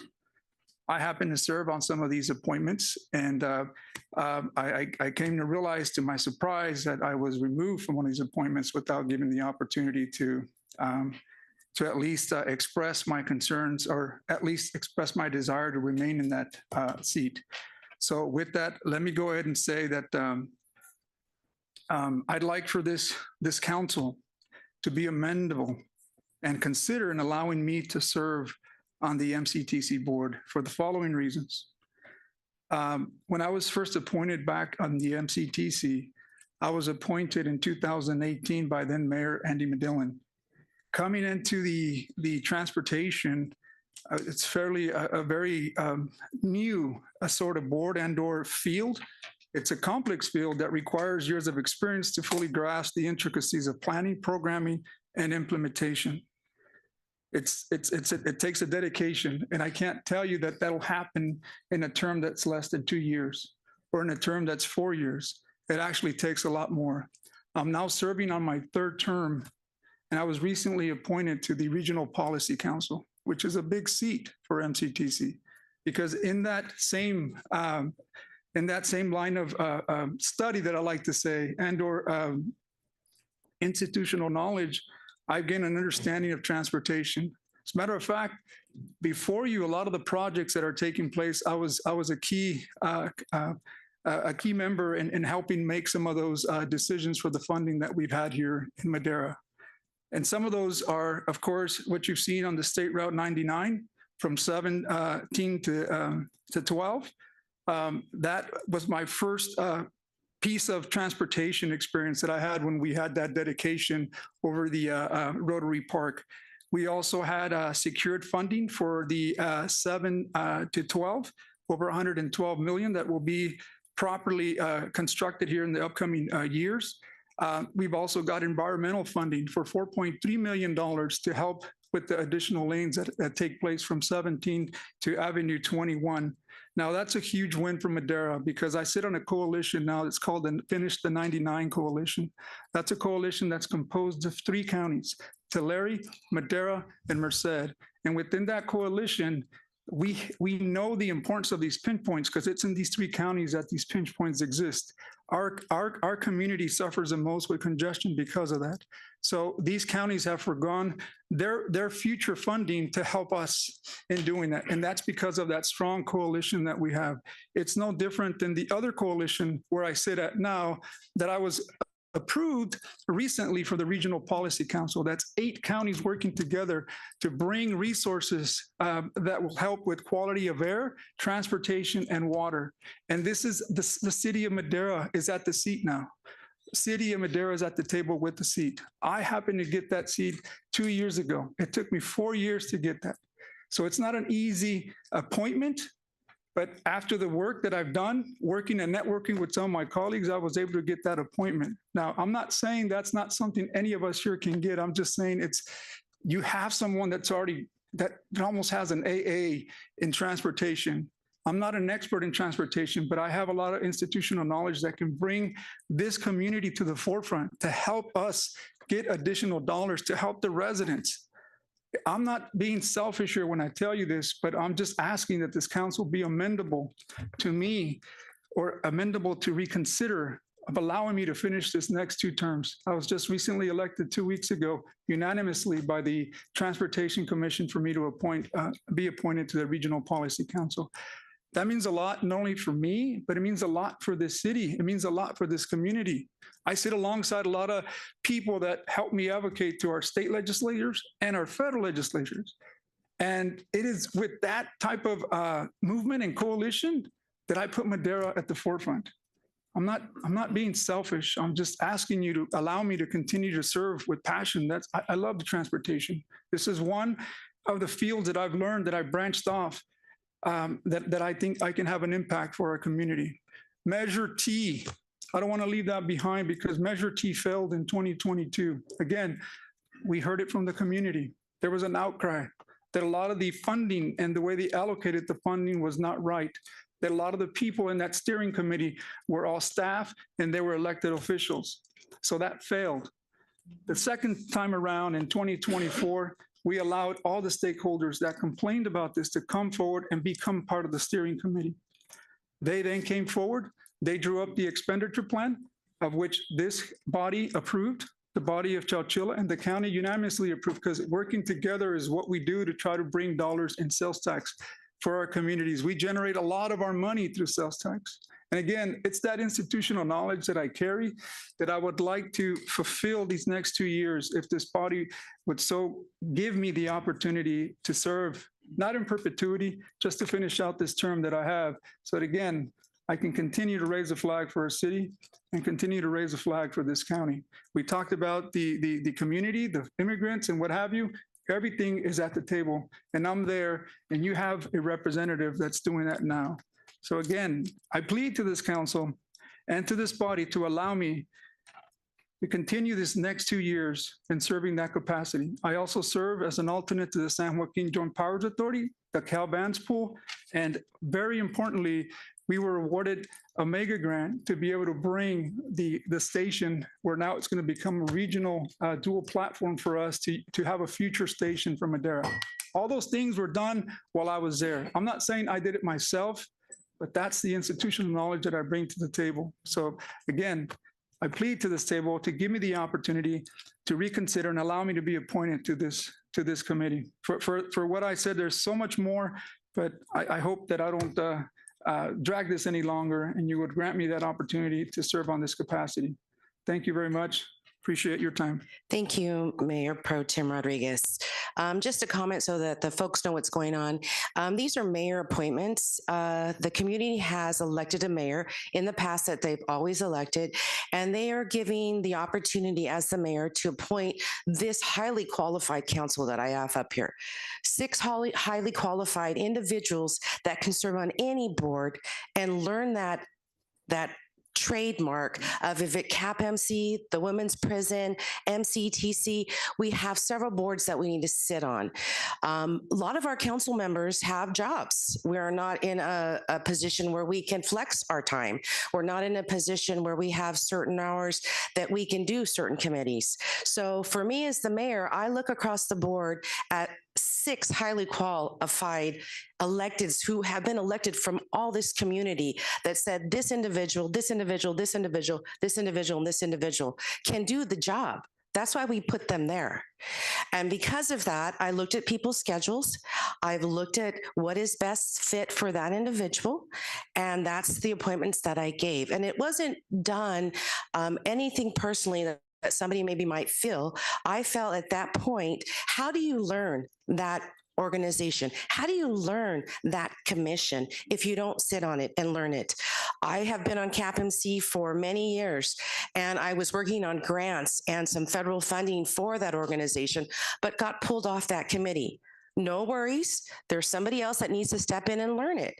County Arts Authority, I was on that commission. I said somebody else needs to go on that commission to learn about that, because when you're at the meetings, you learn. You read the staff reports. That is how we move forward. That is leadership, by having people in positions to learn what's best for the city. Like the old saying goes, as a teacher, if I get hit by a car and die, somebody else can do the job. They might not do it as well as I, but they will learn it fast enough to be able to survive and teach children. That is the same thing with electeds. If something was to happen and that elected goes away, there's alternates that step in and take that job and learn it. I'm also on MCEDC and have learned very much, a lot of it fast paced. I got in COVID. I educated myself through a lot of it because I did not have that hold the hand, walk you through it. I'm on a screen on myself, researching and learning step by step where to go. So just like every council member here has appointments that they elect for, the airport, for planning commission, ADA, and I can keep going on. And I would never, ever think that anybody here on this dais would red flag any of their appointments, because they would feel they're the best person for the job. And if they had concerns, I would think they would talk to that council members about that appointment and hopefully work that out. We've had conversations. Somebody also is not listening to the whole spectrum here. It's us as a group to move forward and be leaders and do what's best for this community. And so for me as mayor, these appointments were the best I felt that the elected body here in this community of Madera has put me here to say who's going to represent us throughout this district, in the city and in the county. And so at this point, that is why I put these mayor appointments forward. And everyone has accepted their appointment and alternate, and we're going to move forward with that and do our best that we can do to represent this city and give the best that we can give. And let me tell you, everyone up here has connections to senators, assembly, and Congress. And That's what's important. It's the connections that we have across the board of the people who are going to make decisions for us, funding for us. And I have been very straightforward with this community. There's a lot of things that happen in the city. It's not me. It's not Councilman Montez. It's not Councilmember Venegas. It's the council that makes it happen. There's 7 of us. We cannot move the mountain unless we're all in it together. And we can't do without our staff giving us that information, that knowledge to move it forward. So yes, I was part of the widening on 99, but I didn't do it. It was a team of staff. It was our staff here. It was the county. It was City of Chowchilla. We did it together. And that's what we need to come together as the dais here and as a council and say, we're good. We're moving forward. We're going to do the best that we can do. We're going to learn what we need to learn and we're going to move on. And those are my comments. Mayor Pro Tem Rodriguez. Thank you, Mayor. I just wanted to highlight and saying that there are various boards and commissions that I don't think any one of us here can circulate to do every one of those because they're 2-year appointments. And a lot of the times you're looking for the strengths and weaknesses of every single council. And the true leadership is trying to find out who has strengths in these particular deals, right? So we know that if it's a learning experience, then I don't think I'm going to see myself in a lot of these here. Although I would love to, but there's also council members that haven't been moved around. So if the notion that there is opportunities to learn, then there should also be opportunities to move around. So we can say that there may not fit all of us there because of our schedules and because of the amount of appointments that exist there. I don't think I can run through all of them and try to learn in 2-year periods. It actually takes a lot of time, like I explained before. This particular board has a lot of complexities in programming, implementation, funding, and it takes a long time to learn that. It's not something that you learn in something less than 2 years. And that's my other comment that I have. Here you have an appointment of someone that may have a term less than 2 years. So if it's truly about learning, then I think you really want to have someone that may be guaranteed a bit more time there. So this is nothing against the current appointee, but it's just it's not what's being said that it's because it's a learning opportunity. Rather, why not utilize the strengths of institutional knowledge to help this community move forward? I'm here to help you. I'm here to help this community. So that's why and your comment of saying that we'll let them figure it out, then I would like to bring this in this dais then and maybe ask the current appointee if maybe they would allow me to serve in that capacity so that I can maybe exchange another appointment so that I can fulfill the commitment that I've made to this committee and the commitment that I was approved by the MCEDC, including yourself in that approval to move forward on the Regional Policy Council. Again, I hate to say it, a plea, but reconsider and allow me, if I could work with the current appointee, maybe in making that transition and making that recommendation that you would allow me to serve on that capacity. Yeah. Councilmember Montez. Yeah, so I feel like this can get belabored, but so I'm just gonna get to a couple of my points. I'm sorry, but at the end of the day, this is the mayor's appointment. I think everybody here is advocating for what they think is best for the community. I don't think there's any one person can be the only person that can do or be on a board. I mean, I'm limited on some of the things that I can do. I wish I could be on everything, but we do have to have, the succession planning. But again, at the end of the day, this is the mayor's appointment. And so giving, what is the word I'm looking for, deference or benefit of the doubt to the mayor. And again, it doesn't mean that somebody can't advocate for, what they want or be on X, Y, or Z. But I think that for the health of the council, right, we do need to have some succession plan, and we do need to have I don't want to say movement of ideas, but you explained yourself, you've been on there for a while, things have been feeling. I'm not saying you're doing a bad job, but again, there's nothing that's going to bar you from advocating for the community if a colleague is on there.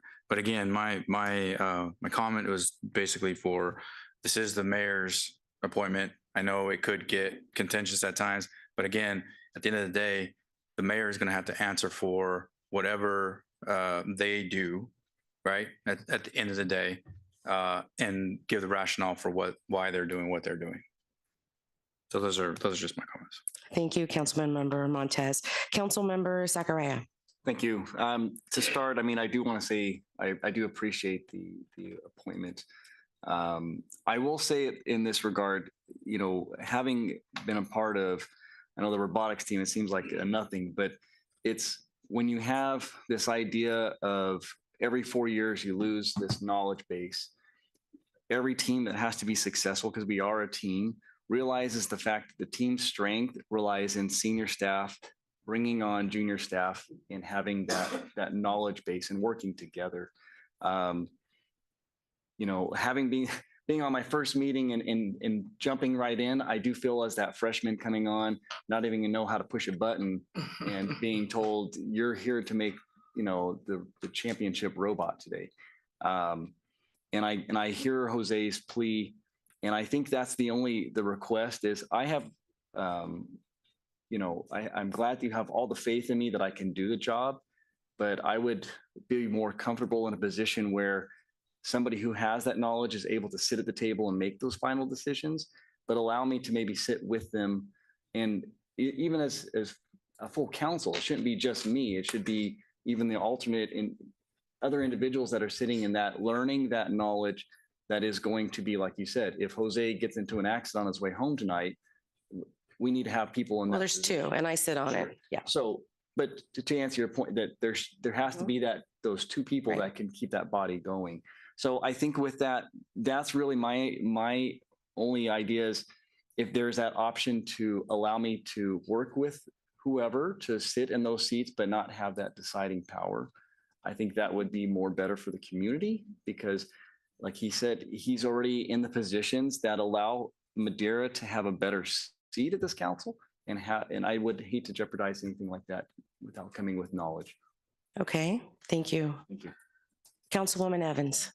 Yes, and I would like to also say that I thank you for allowing me to be the alternate, but if it takes to the point where Councilmember Zachariah wants to still sit there and allow Councilmember Rodriguez to take his area, then I will step back and allow him to have the seat as the alternate. That way, at least it would still be the powers that be would be the two of you, and then he could still learn. You know, I had wanted to sit there, but I would much rather have the strength that has been there already to remain and to allow him to step into that alternate seat. I would be willing to do that. And maybe you can find something else or someplace else for me to go. Yeah, well, that would be my direction, that you are the alternate. So if Councilmember Zachariah steps down, you would become the second. No. I would want to give it to Jose if that was the case. Okay. I'm sorry, Councilmember Rodriguez. Thank you. Right. If I may, I'm so sorry. Just for the purposes of clarification, for the Madera County Transportation Commission, there can only be two people appointed on it. Right. Which means if somebody is showing up and somebody else is advising them, they have to be the second. They can't be an alternate that comes in. Well, this does show an alternate. Right. So an alternate would only be applicable if one of the two was unavailable. At that point, the alternate would step into that position. Right. Okay. So Councilmember Zachariah, are you saying that you're stepping down from the nomination? I do not want to stamp down because I know that could pose potential legal issues with doing so. No. But I want to have the option for the council to talk about this, as it sounds like it's been done in the past, to allow us to move forward with the best cards on the table. That's what I'm asking. I understand it's your appointment, and I'm not disagreeing that. Again, I'm honored that you have so much faith in that I can do the job. I dream about transportation all the time. Okay. But having that being said, I would think it's best for the city to bring the best cards forward. Okay. So with that as the mayor appointments, since Mayor Pro Tem Rodriguez doesn't think I have any leadership skills, we basically heard that tonight. As the leader here, I'm going to step down from MCTC and leave Mayor Pro Tem Rodriguez and Council Member Zachariah for MCTC, because to lead us forward is to have, I feel, someone else to get the knowledge for that organization. Even though I was just deemed chair of MCTC, they'll have to go back and find a new chair. Council Member Rodriguez, Mayor Pro Tem Rodriguez. First and foremost, Mayor, I never questioned the leadership of what you do. I said in leadership, you would want to find the strength and weaknesses. I never questioned your leadership. That would not come out of my mouth. And if I said it that way, then forgive me for that. Simply said is that I wanted to express my desire to remain in that appointment because of what we have here. We have a seat at the table with the Regional Policy Council that MCTC, including yourself, Mayor, had approved me to. And I just wanted to fulfill that commitment. Now, I heard Council Member Montes's remark regarding anyone can fall in that seat. Not quite. It takes an appointment within the MCTC, and at this point, the alternate will jump into that seat. I think we have an opportunity as Madera, the bigger city of the county of Madera, to have that seat and have that voice to bring back those resources here. I would greatly appreciate this council and having the faith in me. Mayor, I really appreciate your leadership and allowing me to maintain. And that's what I have. So thank you very much. You're welcome. And we had an alternate step in at the time. Mayor Medillin stepped off MCTC, so it has happened. Councilwoman Mejia. Thank you, Mayor. First, can I get clarity on who would be the alternate? Because I see my name listed, but I heard Anita, Councilwoman Evans will be the alternate. Oh, okay. And I just want to acknowledge all of the time that you did take in calling each and one of us and having these conversations. I can't imagine your full-time job, council, and then everything beyond that as the mayor. But well, first, I'd like to get advice from council. I have been a part of a child care campaign for more than 5 years. So I feel like I do have institutional knowledge as far as that, but I'm wondering whether that would be a conflict of interest if I were to request from the mayor and this body to be appointed as the alternate for the Madera County Local Child Care and Development Planning Council. I never like to give conflict advice just off the cuff like that because I always err on the side of caution. But based on what I've seen so far, and I'm putting caveats around this, there shouldn't be a conflict of being on more than one board when council is appointing to multiple boards. So you should be okay, is what I'm saying. Okay.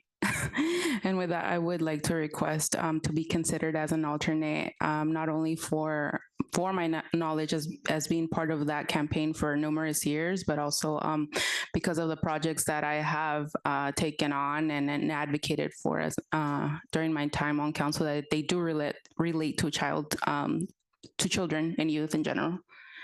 And sorry to sidetrack. No worries. Thank you, Councilwoman Mejia. At this time, I open up for public comment. Before we do, Mayor, may I make a statement for the record? Oh, yes. Go ahead, sir. I was just waiting for the public comment. For the benefit of the public, we do have staff reports that we use every 2 years, and to save time, we reuse the same staff report. We noticed this time as we came through that there was a sentence in there talking about per the city attorney, it's necessary for the city council to approve the mayor's appointments. That's not quite an accurate, that can be read two ways.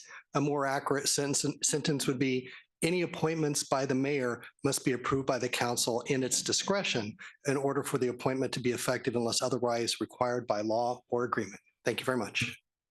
Thank you for that, Shannon. Go ahead.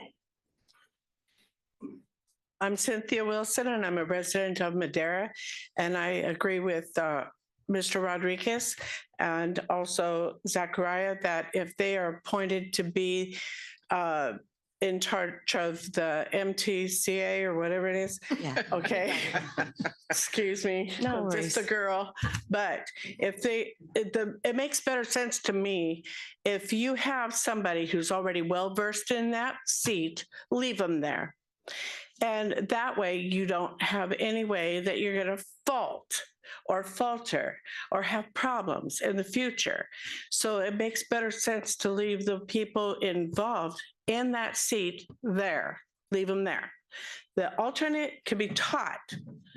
And I really commend you for wanting to take on that responsibility, being new. But anyway, you are also new, Mayor, and I know that you are fulfilling a big seat, but you need to rule with common sense. Common sense says if you have the expertise from somebody who's already been on that seat for X number of years, leave them there. And then like have another person come in and let them learn. Let them learn. That's how I got so on that they MCTC. could be, yeah. Well, you admitted that you're going to step down. Yes. And that you're going to let Mr. Zachariah step in, right? Yes. Okay, just making sure we're on this board and simplifying things. I'm a simple person. So with that being said, I move that you guys leave things as they are. Thank you, but it has to come from the council. I know. Yeah.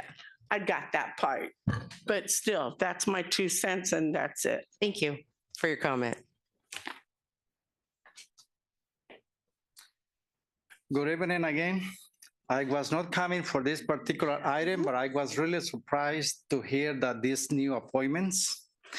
I am a civil engineer. I am a transportation engineer, 26 years of experience in the transportation field. I have been sitting with Commissioner Rodriguez in some of these conferences. I know he does a really good job. This particular commission requires a lot of experience.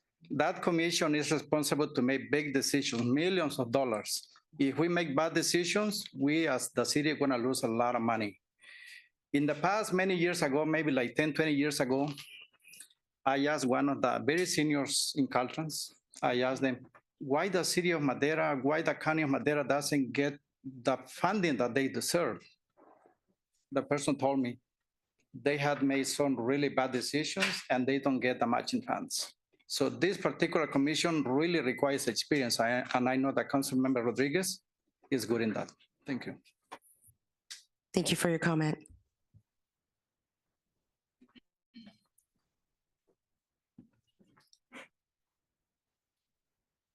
Good evening, City Council.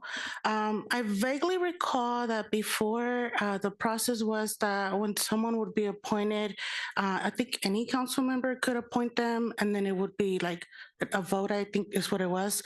And I want to say it was during the last, I don't know if it would be considered administration, but the prior mayor had made that change, I want to say, where it changed that the mayor would be the one making the appointments. For whatever it's worth, I like the other way.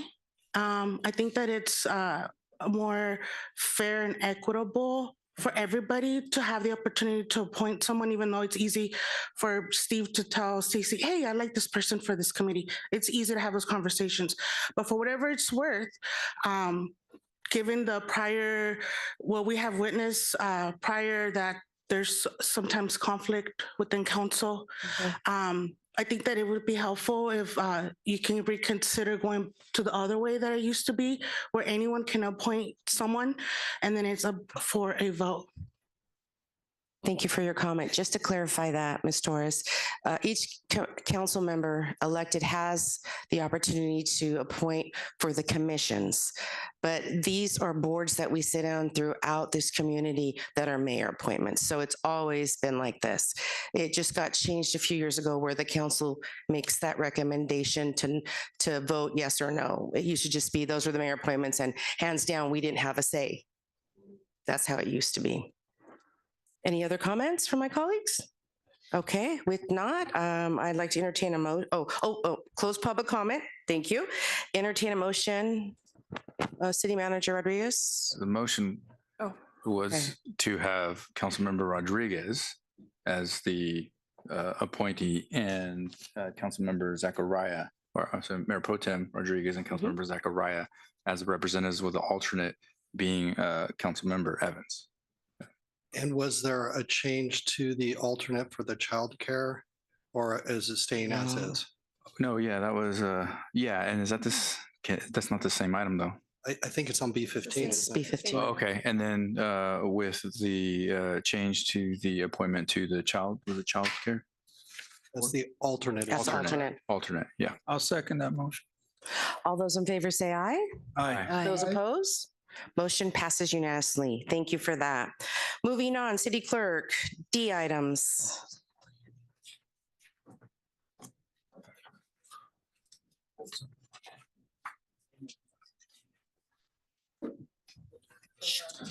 Petition, bids, resolutions, ordinance, and agreements. D1.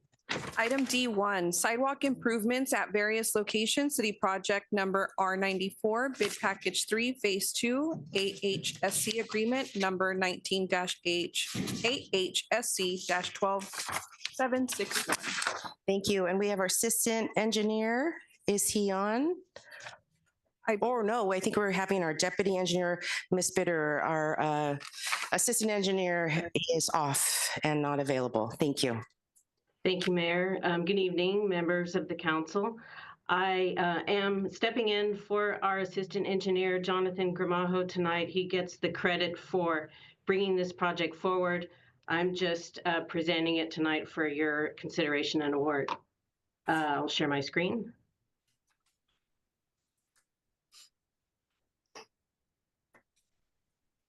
Okay. Deputy engineer, oh, there you go. Thank you. All right.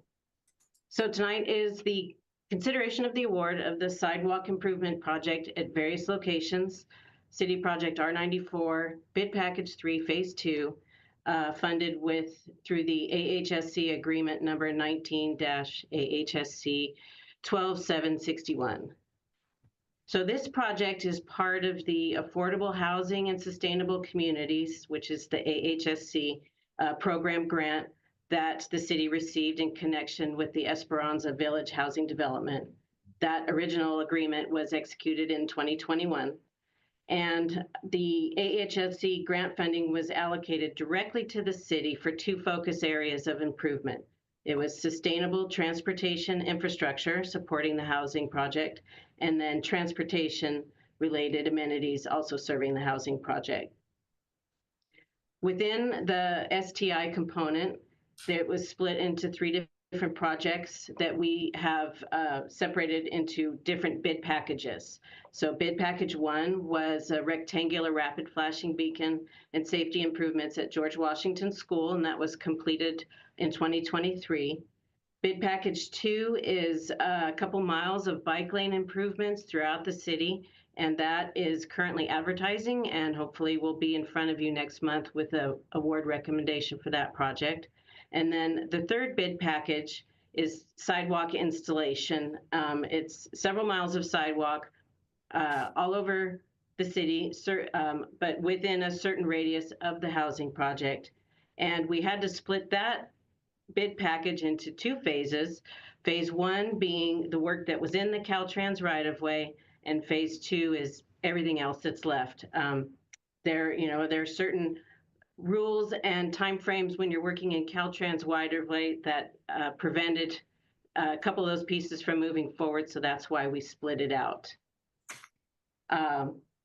So as I said, phase 1 is in the state right-of-way. Those plans are complete. They're just been submitted to Caltrans and it's going through the review.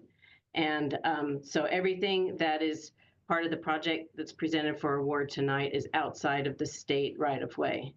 So just to give you an idea, the blue star is where Esperanza Village is, and then these darker gray hashed areas are all the pieces of sidewalk that are to be installed, and basically they are completing a network. So at all of these, there's existing sidewalk on each side, so now it's presenting a much more walkable community. So as part of installing the missing sidewalks, the general scope of work is you excavate behind the curb, up against in front of people's houses or businesses. So there is some demolition.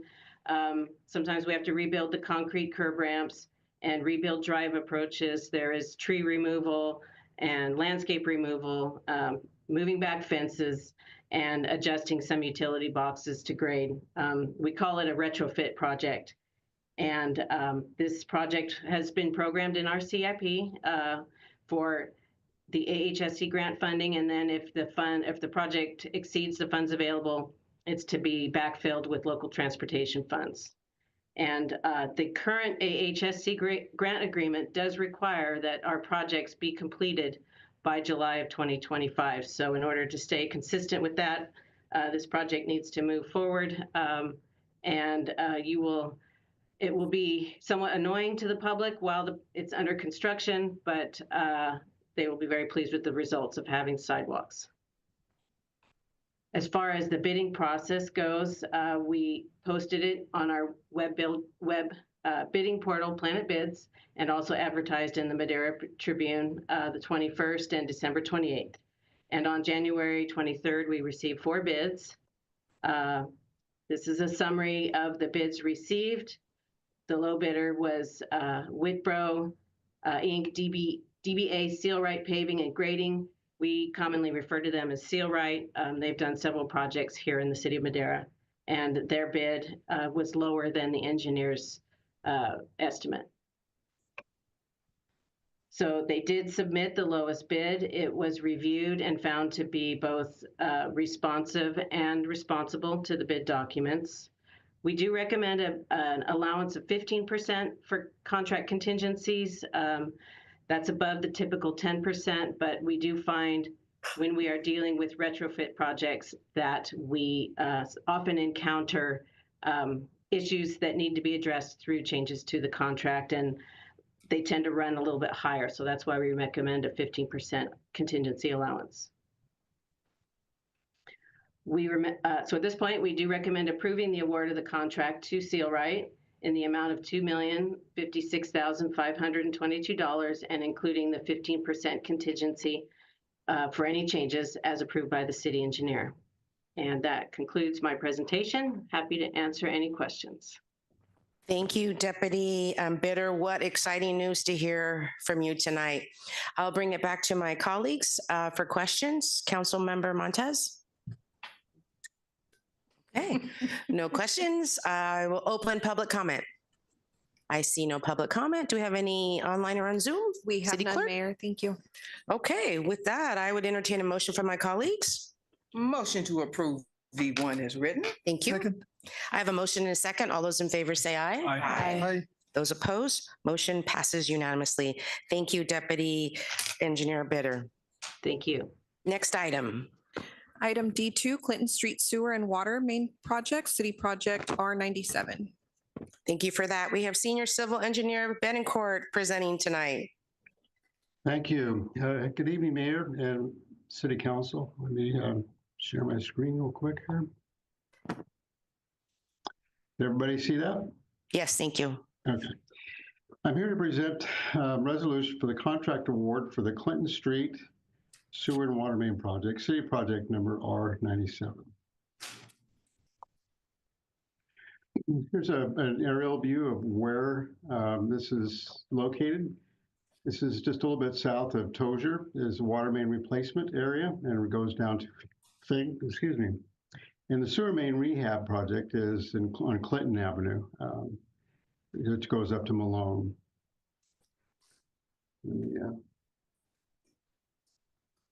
Generally, the scope of work is brought about because of the deteriorating condition of the sewer and water pipeline segments on Clinton Street, which were identified in a study in 2021 of the sewer and water condition assessment. The sewer mains portion is a segment being renovated in a 12-inch diameter pipeline. The interior of the pipe is being lined with a 12-inch resin-impregnated, cured-in-place pipe liner.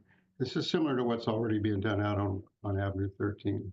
The water main segments are being completely replaced, or a combination of 8 and 10-inch diameter pipelines.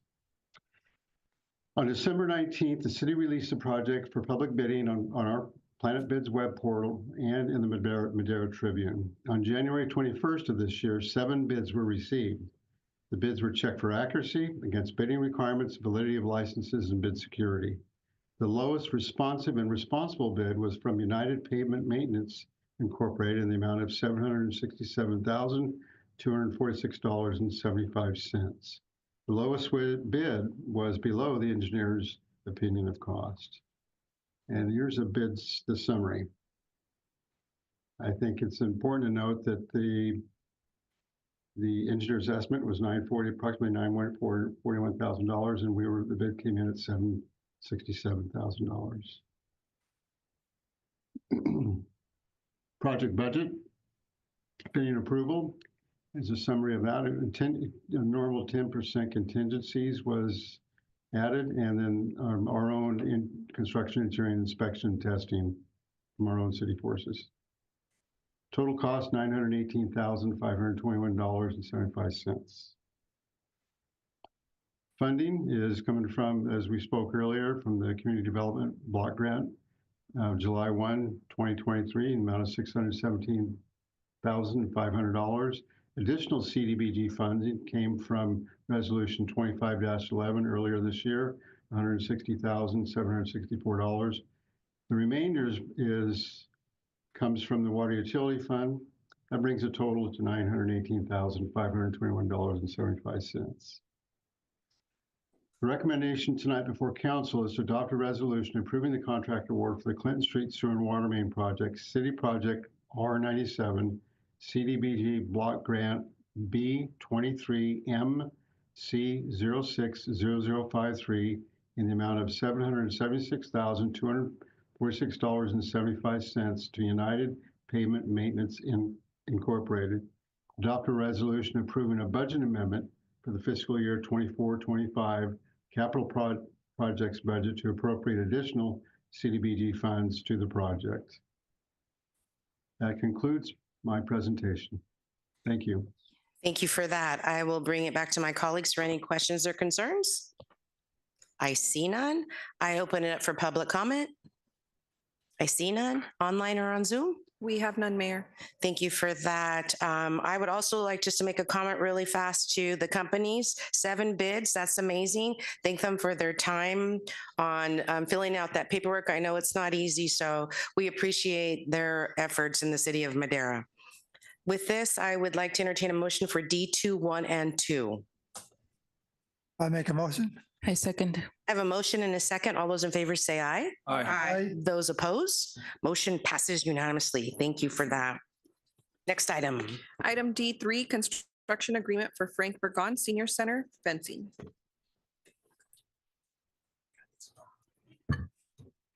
Well, we take a moment. I just want to thank Senior Civil Engineer Betancourt for his report.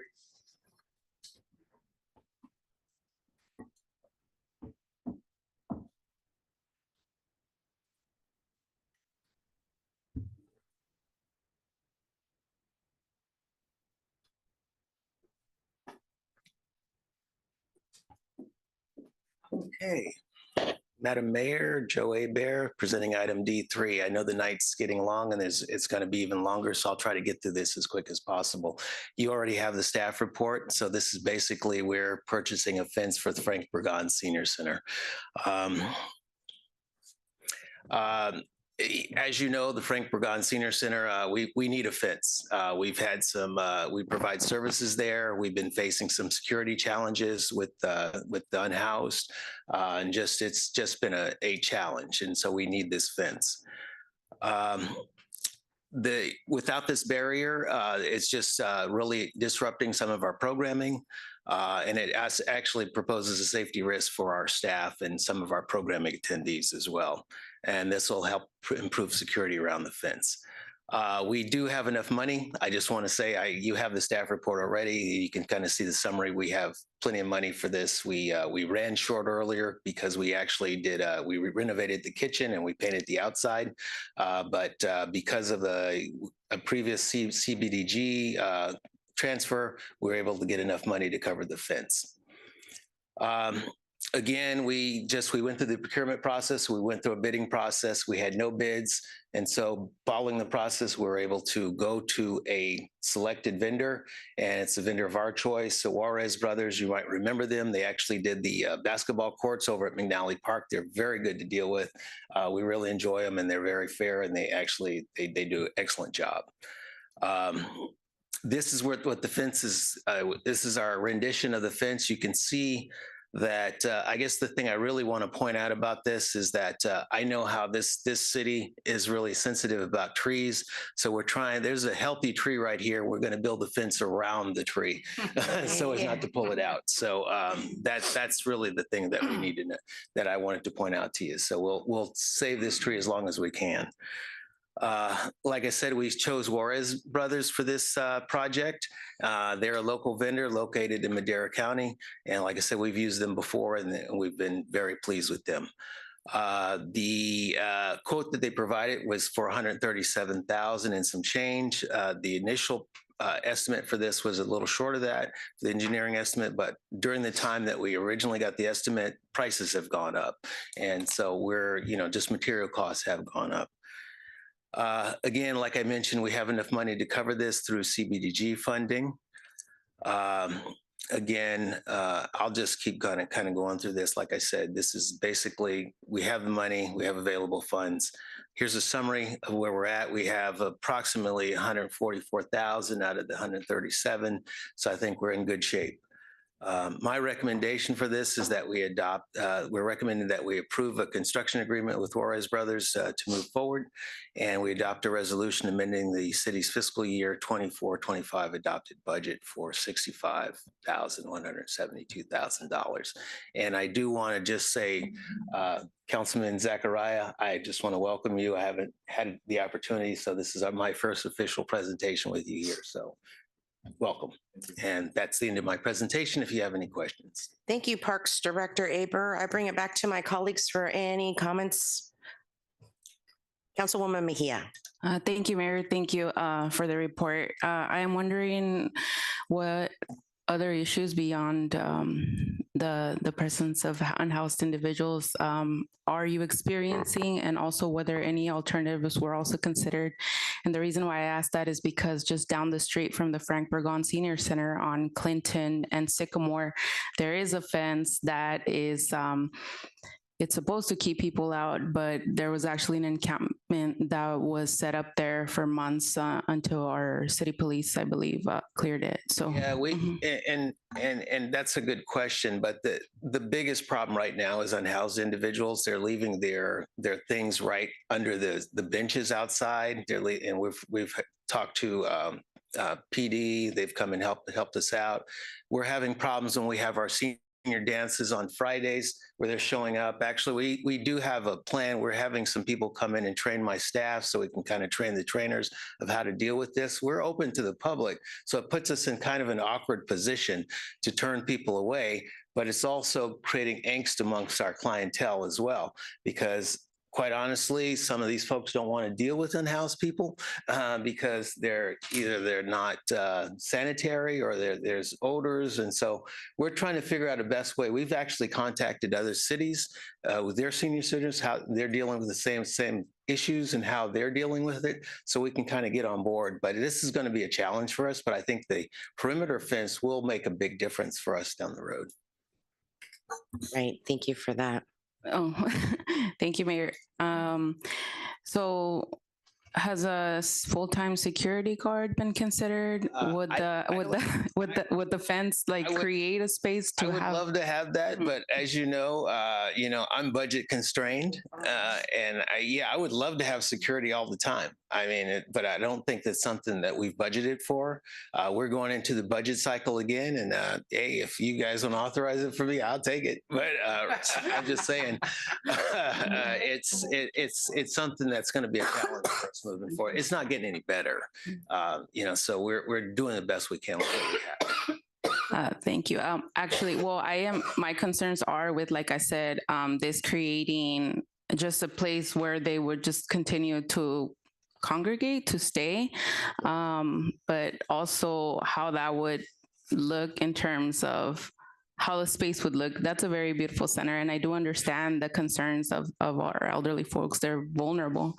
So that's the reason why I would want to see if we could consider alternatives. Oh, no, you're preaching to the choir here. So no, I think we're trying to do the best we can.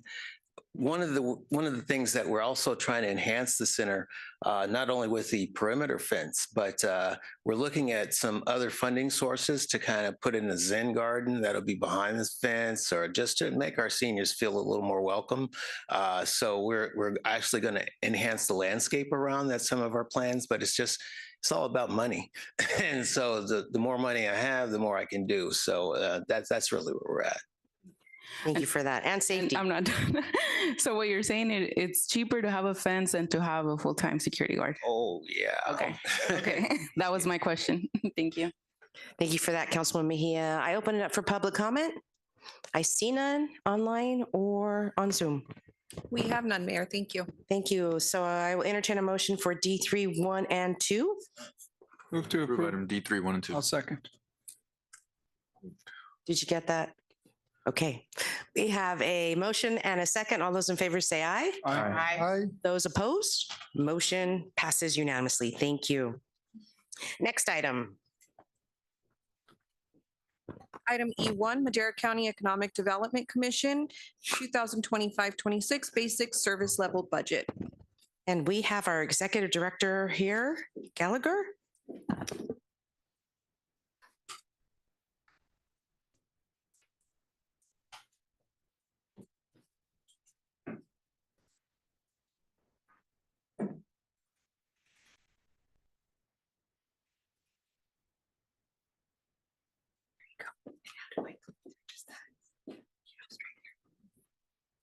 Yes. All right. So good evening, Honorable Mayor and Council members. Once again, I'm Christina Gallagher. I'm the Executive Director of the Madera County Economic Development Commission. I am here before you today to discuss the MCEDC's budget request and give you an overall overview of the MCEDC and our goals for this year. I also brought my office manager, Lois Leonard, with me today, as she's been around for almost 20 years at the EDC. Yeah. Welcome. So slide 2. So some of the things we focus on at MCEDC are marketing, lead generation and tracking, and our membership at different organizations. In addition, I like to periodically provide legislative and state budget updates related to economic development, of course, to make sure our executive committee and our board have a full picture of the state economy.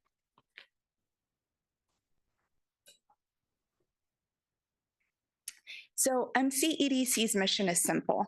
It's to market Madera in such a way that would maximize its economic viability and increase employment opportunities. My goal for MCEDC is to bring in businesses that provide living wage jobs and benefits that would in turn allow for residents of Madera to live where they work, be able to purchase homes, and ultimately get out of the cycle of poverty. As you may know, Madera County's unemployment rate is 7.7% as opposed to 5.2% in California. And my goal for MCEDC is to reduce those numbers and create a better quality of life for the residents of Madera.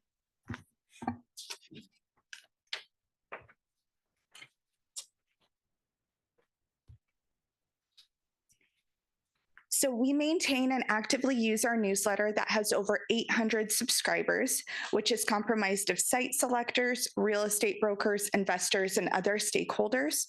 We use our newsletter to share available properties and economic development news that is happening in Madera, as well as share key events that is happening in the community. Additionally, we're active at different trade shows throughout the year where we have an opportunity to cultivate relationships with developers, real estate brokers, and site selectors that can ultimately result in bringing back different types of businesses into Madera. We can continue to strengthen our relationships with these brokers and site selectors by staying in communication with them throughout the year.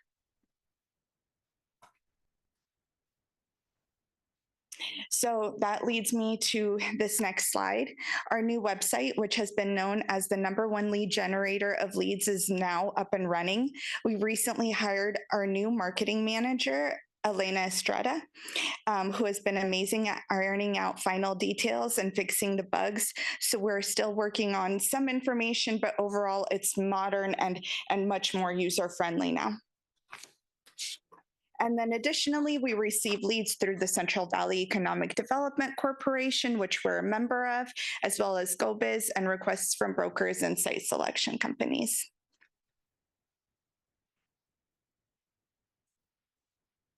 So some of the projects that my predecessors have worked on are outlined here. I have had the opportunity to speak with warehouse partners recently. They're approximately 95% occupied and have 8 acres of additional land and are looking at different options to expand.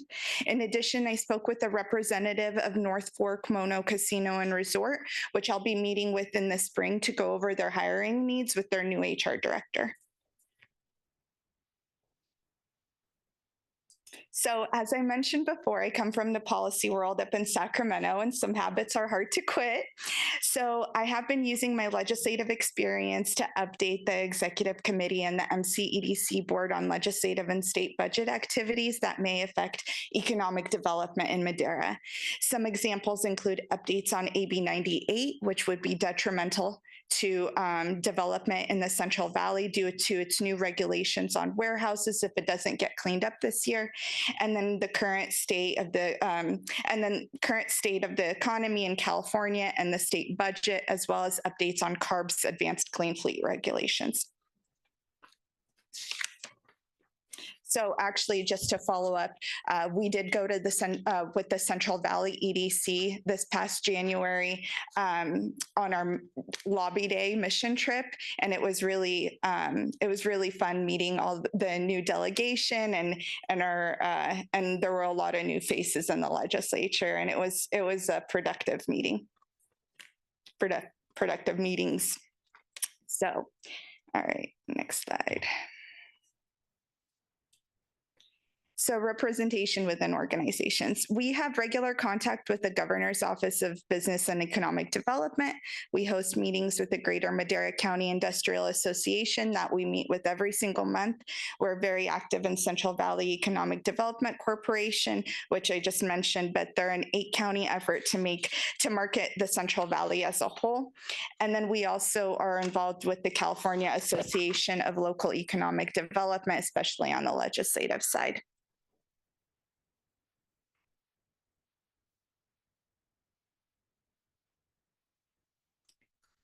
So finally, our budget request. The City of Madera covers our basic service level budget at 41.77%. The county covers 49.69%, while Chowchilla covers 8.54%, all based proportionally on population. The difference between the 2024-25 budget and the 2025-26 budget is approximately a 4.6 increase, which equates to $194,614.51. And what that is covering is increases in operational expenses, including salary adjustments, increases in insurance and audit expenses, and conference and trainings for new staff.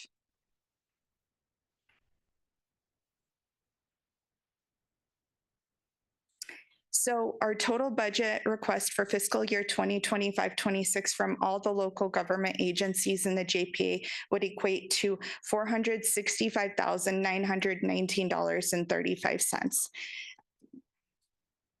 Thank you for your time, and I'm happy to answer questions. Thank you for that report, Executive Director Gallagher. I bring it back to my colleagues for any questions or comments. Mayor Pro Tem Rodriguez. Thank you, Mayor Gallegos. Director Gallagher, thank you again for your presentation. And again, I know you're the latest director, and we really appreciate what you're doing. So alongside that report, might I ask, what are your plans for going out and really hammering down on some of these businesses? Over the years, we've seen a lot of those businesses on that list there for the city of Madera. What can you, and I'm not trying to put you on the spot, but what can you assure us as far as your commitment to bring additional businesses to fill that that square, so to speak, of all those businesses that are there. I know these are last year's businesses and the year before. We'd like to see that with newer businesses, and maybe can you elaborate on some of your commitment? I understand the report there, but what is your commitment to the city of Madera? Absolutely. And I just want to say that projects take years. So I don't want to commit to something and say, just because I'm new, I'm going to do something right now and it's going to get built. A lot of this takes time. It takes networking. So my plans for this year, it's to create connections with the community, with all of you, to basically hear out what your plans are. And that's why I reached out to all of you. And I want to hear what your plans are. But I mean, for me, I want to work on infrastructure. And I think we've had that conversation before. I think what we're lacking in Madera is infrastructure. We have a lot of land. But if there is a way that we can get infrastructure put in, businesses will come. They'll come flooding in. So my goal for this year is to make connections with all of you, to make connections within the community, with brokers and developers, and if there is a project, if there is something, I want to be the first to know about it. And I think making those connections within the first year as a new person, that's going to be key. So that's what I'm going to be working on this year. But projects will come. Madera's growing for sure. Well, thank you. And I appreciate you saying that, because it wasn't years ago, and I was not here when they had this agreement done. Not really supportive at the time, but the Freedom Industrial Park was another collaborative effort with the city and public and private joint venture that came about to build some of that infrastructure out there, get the infrastructure going for your basic needs to put a business out there or put an industrial park. And it seemed like that gained some momentum. I'm sure that our city manager can attest to that. He did a great job in explaining how all those funds came together. It's a lot of work, a lot of connections, but I look forward in working with you. I look forward in helping you with those connections. And hopefully we get to see some of the hurdles that we've had in the past. And I think our mayor, myself and other members of this council have been part of the energy crisis that we face here with energy and PG&E. Do you see that being a hurdle for us in trying to attract new businesses now? Well, I do. I don't want to talk for PG&E. I know that they have a new plan, and that I'm happy to invite PG&E anytime to my board meetings and to have them talk about this plan. It's true. I've been hearing from what the meetings that I've been having is that there are issues with energy, but I would like for PG&E to come and have that conversation with you all. Thank you. Appreciate, again, your report, and thank you for your commitment. Thank you. Councilwoman Evans. Yes, thank you so much. Please forgive me for not getting back, but I truly appreciate your report and the details that you've given us. I know that out by the Loves, I know that there's some things that are happening out there right now. So possibly maybe you can bring something else. I know it's going to take time because, as you said, you are new. Welcome, welcome, welcome. And also, again, thank you for your report. But if there's something else that you can bring to our city right out there, it would be awesome. So that's just kind of my input on that. But thank you very much and welcome. Thank you, Councilwoman Evans. Councilwoman Mejia. Thank you, Mayor. I'd just like to say thank you for the report. Congratulations again and welcome. I really love the revamping of the website. I believe it's very user-friendly and it really showcases all that's great in Madera County. And I look forward to us getting together soon. Mm-hmm. All right. Thank you, Councilwoman Mejia. Councilmember Villegas. Thank you, Mayor. Christina, thank you for the presentation. I know you wanted to talk to me. You send me information or email or something. I never respond or whatever. Sorry for that. Okay. But thank you. You make a report. I think you also send me this report on the mail or something. Anyway, absolutely. I can send you a better report. Thank you for everything. You're very kind. You got my first daughter's name too. So Oh, Christina. perfect. Yeah, Best name. thank you. Thank you. Thank you, Councilmember Villegas. Councilmember Montes. I have to say thank you now too, because everybody else said, and thank you for reaching out. Right, we did meet and had some good conversations. I think we're going to be in good hands. One thing I would ask is, and we've asked this of your predecessor as well, just make sure I mean, it's good to reach out to everybody. Also, bring the information to council and the community. So. Not that we don't like talking to the community, but when it's coming from you, just like issues coming from PG&E, and hopefully we're kind of seeing the light at the end of the tunnel on that. It does mean a lot more when it's actually coming from the organization, right? Because we're gonna hype up the city, right? Absolutely. No matter what we do, and I think you will too. But you're gonna be able to speak to a lot of these projects in greater detail than we can kind of just educate the community. So that just makes our job a little bit easier when we all kind of row in the same direction. I'd be happy to, and my door is always open. Thank you. Thank you, Councilmember Montes. Just a quick comment, Executive Director Gallagher. I've also asked this of your predecessors that when you enter trade shows or a conference, to also ask our city manager if he's available, because who better else to sell our city to anyone is the gentleman sitting here that knows everything about the city from top to bottom, from side to side. And with that, I would open up public comment to see if anybody has any questions. I don't see any online or on Zoom. We have none, Mayor. Well, thank you for being here tonight and sticking out with us at this hour of the night. I appreciate it. Thank you. That was for, we have approval. Sorry. Thank you. We've got to approve this. My colleagues, I need a motion for E1. Motion to approve E1 is written. Second. I have a motion and a second. All those in favor say aye. Aye. Those opposed? Motion passes unanimously. Have a good night. Safe travels home. Next item. Item E2, Parks and Community Services Department fiscal year 2024-25, quarter 2 recap. All right, and that's going to be given by our Parks Director, Aber.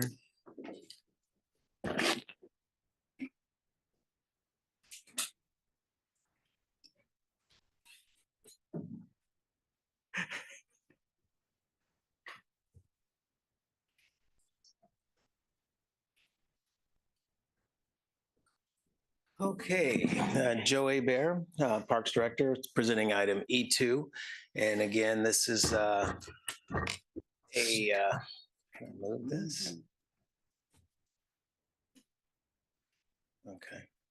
So so this is a summary for Q2 of some of our accomplishments. And I know I rushed through the last presentation, but I do want to say, this is important only because if some of you were at the event last Saturday, I tried to do a big shout out to my staff. And, it's just not me. And as you know, we have a very lean, small staff. And sometimes when we're putting these recaps together, we can see just how much we've actually accomplished in a quarter. And when we're doing this, I was like, man, that's a lot.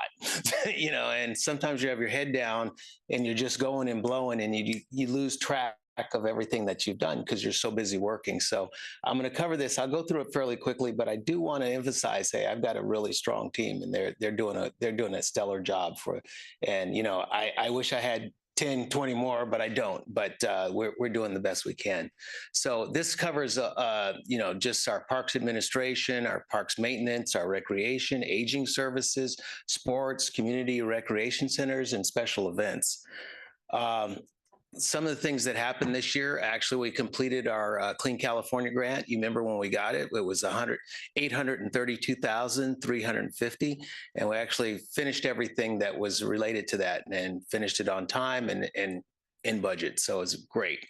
We've also, this last quarter, we extended amendment number 2 with West Coast Arborists. So they're going to be doing some work with us again through November 3rd, 2026. We did execute a lease agreement with the CAPMC for the Millview Community Center, as a negotiation. So again, this is, stuff that, our staff has done.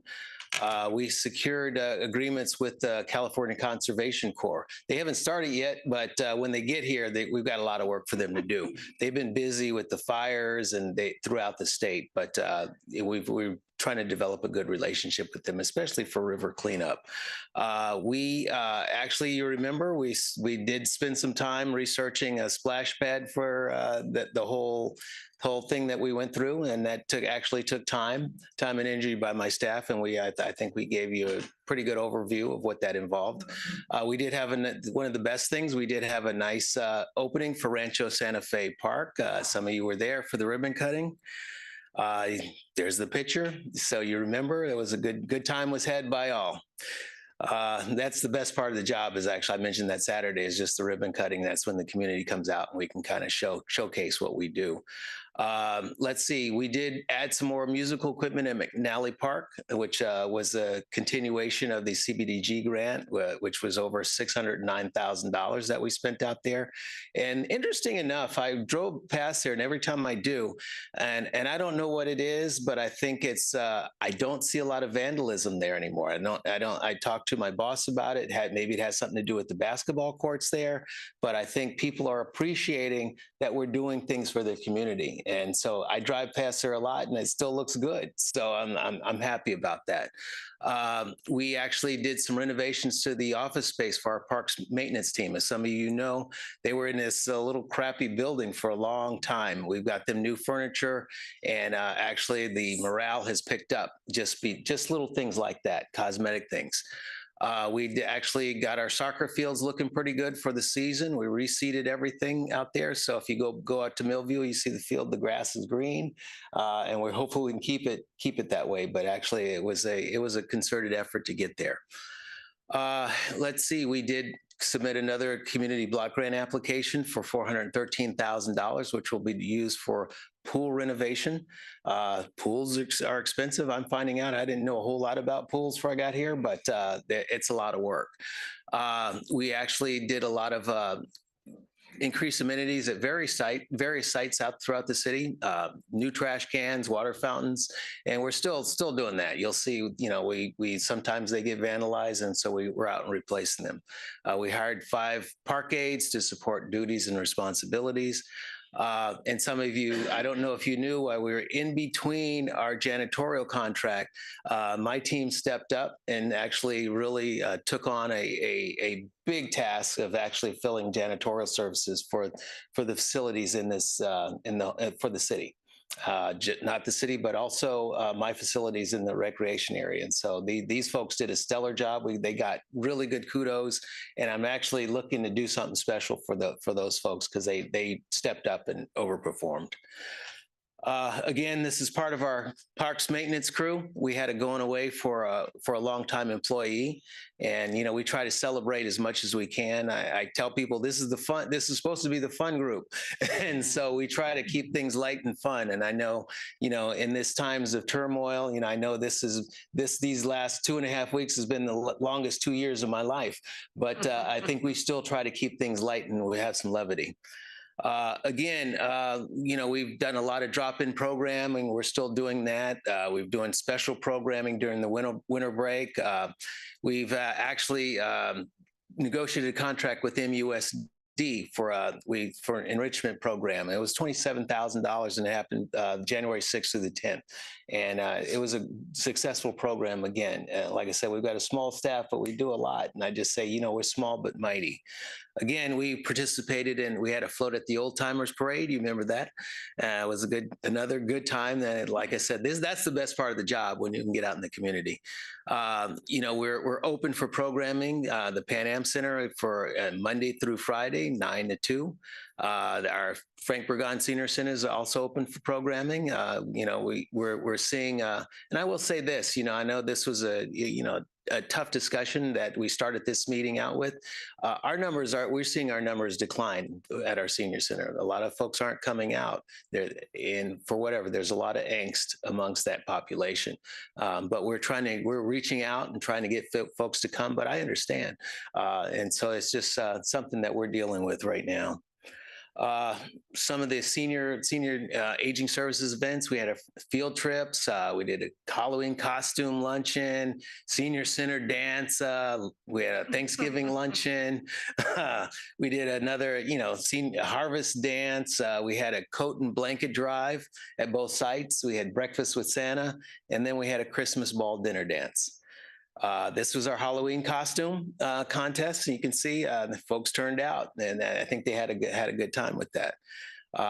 So in our sports division, we've done fall t-ball, tiny tots soccer, youth basketball, tiny tots multi-sport, adult softball, a lot of participation, adult volleyball. That place is rocking on the weekends and in the evenings. So the adult basketball was getting kind of crazy, but we're figuring it out. But it's all good. We also did a middle school basketball league. We have adult volleyball tournaments and youth special needs that are coming up for us. And you can kind of see some of the pictures, some of the activities that we've had.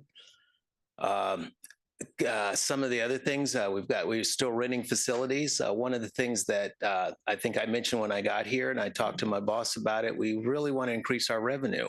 And so we're really trying to be entrepreneurial and market our centers. A lot of people don't even know that you can rent our centers. And to this day, and I just approved a pamphlet today to send some marketing materials out. But a lot of people don't know it, and it's dirt cheap if you really think about it, what we actually charge. So we're really pushing that. The other is, like I said, it's mostly the rentals is that I'm trying to, I know we're general fund dependent, but we're trying to decrease that dependency by offsetting that with the revenue growth on our team. Some of the special events, a Halloween movie night, Spooktacular, walk to school events, a Pomegranate Festival, which my daughter was at, Christmas holiday movie night, Christmas lights parade, a Jolly Trolley lights, and then we did the Winter Wonderland just before Christmas. Again, some of our activities you can see from the walk to school event where we partnered with other organizations, but always a good turnout for that. Again, Halloween, Spooktacular, some of the pictures that we had. There's really no financial impact here. Like I said, it feels good to brag about my team and what we do. And so, you don't get a chance to do that often. People don't really know behind the scenes. There's a lot of work that happens, So again, that's my presentation. If you have any questions, I'd be more than happy to answer them, but that's it. Well, thank you for that very informational report. I can tell you that after COVID, that's all I got hit with most of the constituents out there where when are you bringing back our rec programs? When are you bringing back to the city? And I was hit left and right. And I'm like, well, we got to get a new parks director and then we got to lead from the top and lead down and get everybody working. So I think the staff that has stuck with us through that hard times in COVID, and they're still there and they're striving. I'm seeing new adult activities being put out there that used to happen many years ago, and it's back on the forefront. So I thank your staff and you for working so diligently to get this all in place for this community here in Madera. I have a comment from Councilwoman Mejia. Thank you, Mayor. I would add, in addition to that, the special events that your staff takes on, working with outside organizations. Like I can remember the backpack distribution with Assemblywoman Esmeralda Soria, and I think that the staff does a really great job, and they do go above and beyond a lot of times, and that really makes our city look good. So thank you for that. Thank you for that comment. At this time, I open up for public comment. I see none. Do we have any online or on Zoom? We have none, Mayor. Thank you, City Clerk Gonzalez. With that, I close public comment, and it was informational, so thank you for that report. Parks Director Aber. Moving on, next item. Item E3, select recipient for the proclamation in the month of February. And that's my report. All right, and that's going to be given by our City Clerk Gonzalez.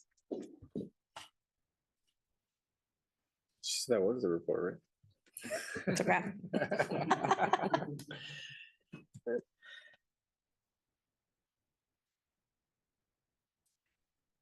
Good evening, Mayor and Council. This evening I bring before you to select a recipient for the proclamation in the month of February. Council adopted a policy governing ceremonial document guidelines in August of 2023, and the Council also discussed and approved certain proclamations would be labeled as recipient at the discretion of the Council. On January 15th of this year, the council approved the 2025 list of annual proclamations, which I'll be sharing with you in just a moment. But tonight's recommendation is staff is requesting that council select a recipient for the proclamation recognizing February as Black History Month. I will now turn it back over to council for your discussion. Thank you for that. I bring it back to my colleagues. Councilwoman Evans. Yes, instead of just being an individual, I would like to nominate the NAACP as a whole because of all the work that they have done. And it's not a separate individual, it's a collective group of individuals that come together to work.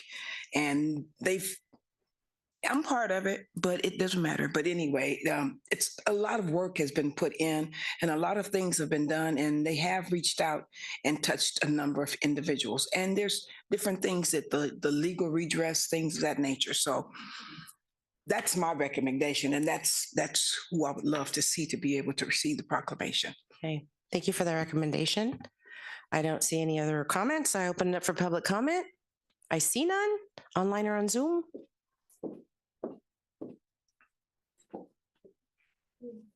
We have none, Mayor.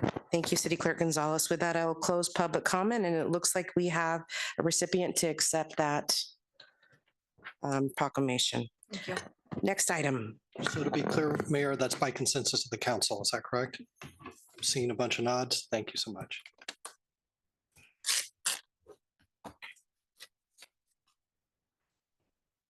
Sorry. Item E4, informational report on solar project credit payment in the amount of $1,966,669.83.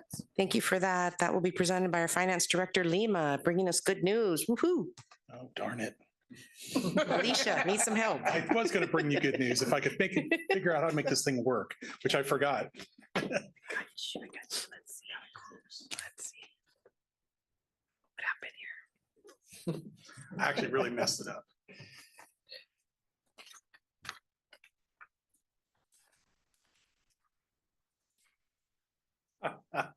He did mess it up. I did, yeah. Let's start over again. Okay.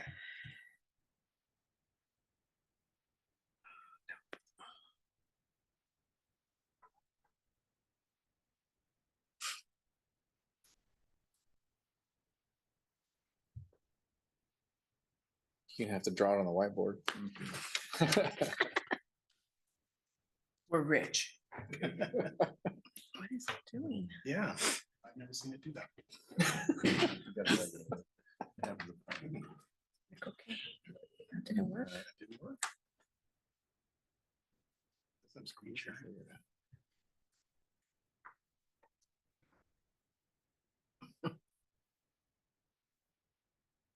This is one. Is that the problem? No, because we're going to bring it over here. Okay. Share.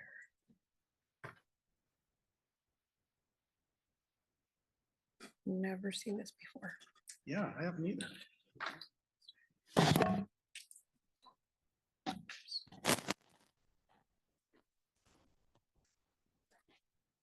Well, it's not wanting to share on YouTube. Share on YouTube. No pressure. I can just move on to the next item and while you guys figure this out. Okay. We'll move on to council member reports and announcement, future agenda items. Councilwoman Evans. Yeah, give it a try. Thank you so very much. Let me pull the mic down. There we go. Okay, first and foremost, blessings to each and every one of you. It's been a minute since we've seen each other. So I want to say thank you for that. February the 16th is the Black History celebration. And I pray that you guys come out, the chief. And also, I want to say, look at our movie star sitting back there, boy. I'm telling you. Woo-hoo! Yes, I saw your report as you floated around in the helicopter up there, and you did very well. Thank you, everybody that was down there. And in saying that, I was blessed to be able to do a fire relief donation, and we took Meathead Movers volunteered to take 2 truckloads down of the things that we had collected. And then I also was able to go down, my grandson and I, and the chief would be able to tell you. You are the chief, right? Yes. No, Chief what Bacone. battalion, right? No, whatever. Anyway, but anyway, when we got down there, the things that you see on television it's not a justice, but the pain that you actually see. And we went down, and there was a little family, and they were there, and we were at the YMCA, and the baby, she had on no shoes. She had a towel wrapped around her. The little brother, and it was cold, and he had on a pair of shorts.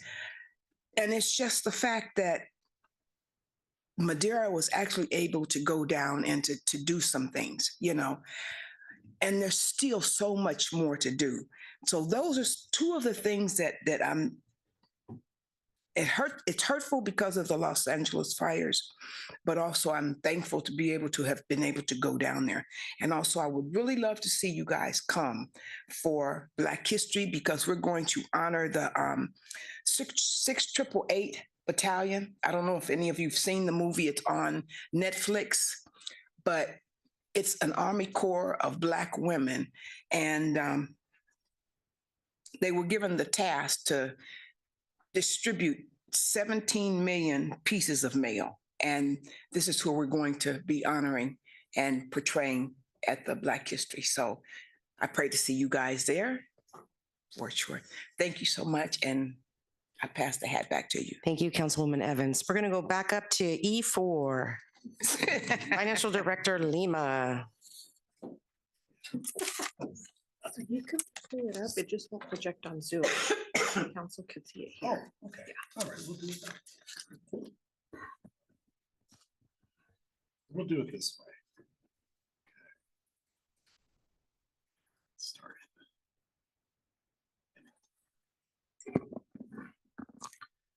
Good evening, Council. Mike Lima, Director of Financial Services. So I'm here tonight with some good news for you. Yay, yes. So we recently received a rather large solar project rebate. How did this come about? Well, back in several years ago, the city entered into an agreement with NG Services to build a couple of solar power facilities out the wastewater treatment plant. Construction on that facility started in June 2021. Solar panels were added to multiple city facilities, including 2 new solar farms at the wastewater treatment plant. There was an existing solar farm there, and that is not part of this project. One of the 2 new solar farms became operational October 2023. That solar power system provides 5.9 megawatts of power annually to the wastewater treatment plant, City Hall, police headquarters, and some city water wells. The city issued $19.4 million of bonds in December 2019 to fund this project. In August 2022, President Biden signed the Inflation Reduction Act into law, and there was a provision in there that established rebates to governmental entities that started construction on solar power facilities before January 2023 and financed those facilities with debt.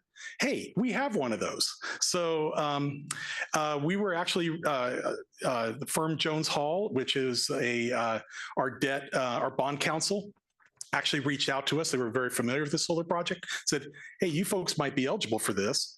And we started talking with them and came to the conclusion that, yeah, we were. They said for $45,000, we might be able to get you $2 million. We thought that was a pretty good deal. So we worked with them, and in May 2024, we submitted a rebate application to the IRS, which was the administering agency for this rebate. Waited a few months, and on January 2nd, we got a check for $1,966,069.83. The check was actually issued on Christmas Eve. It had a date of that, so I thought it was very poetic myself, but anyhow. Staff has allocated this check across all the funds that are contributing to the annual debt payment on the solar project. I had mentioned this kind of in the budget adoption meeting, but I just want to reiterate, these monies are not in the budget They are unbudgeted funds, so we can use them later if we so wish. We are anticipating that we will receive another approximately $1 million payment in December of 25 or January 26. But as a theme that has popped up here a couple of times already tonight, given some of the rhetoric that's coming out of Washington, D.C. in the last couple of weeks, this $1 million payment may be suspended. We're watching it. We're just seeing what's going to happen. But right now, we would be eligible, but we'll just see how things develop. That particular item, the suspension of payments is on hold.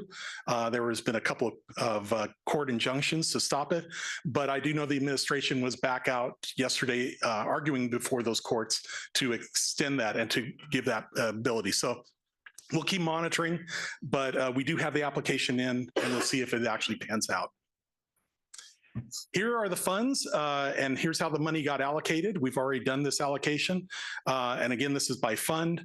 The fund that got the biggest chunk of the almost $2 million payment was water, approximately $768,000 of the approximately $2 million payment. But a lot of other funds got rather substantial increases. Sewer, $417,000, as all of you know. Sewer has used a lot of money in the last couple of years with the breaks that have occurred. This will backfill some of that, some of the running money that we've already spent on it. Facilities, $400,000, and the general fund picked up $262,000. So again, a nice windfall for the city. That ends my presentation, and if you have any questions, I'd be glad to answer them. Wow, thank you for your hard work. Finance Director Lima. Bring it back to my colleagues. Any questions? I see none. I will open up to public comment. There's no one in the house wanting to comment. Thank you.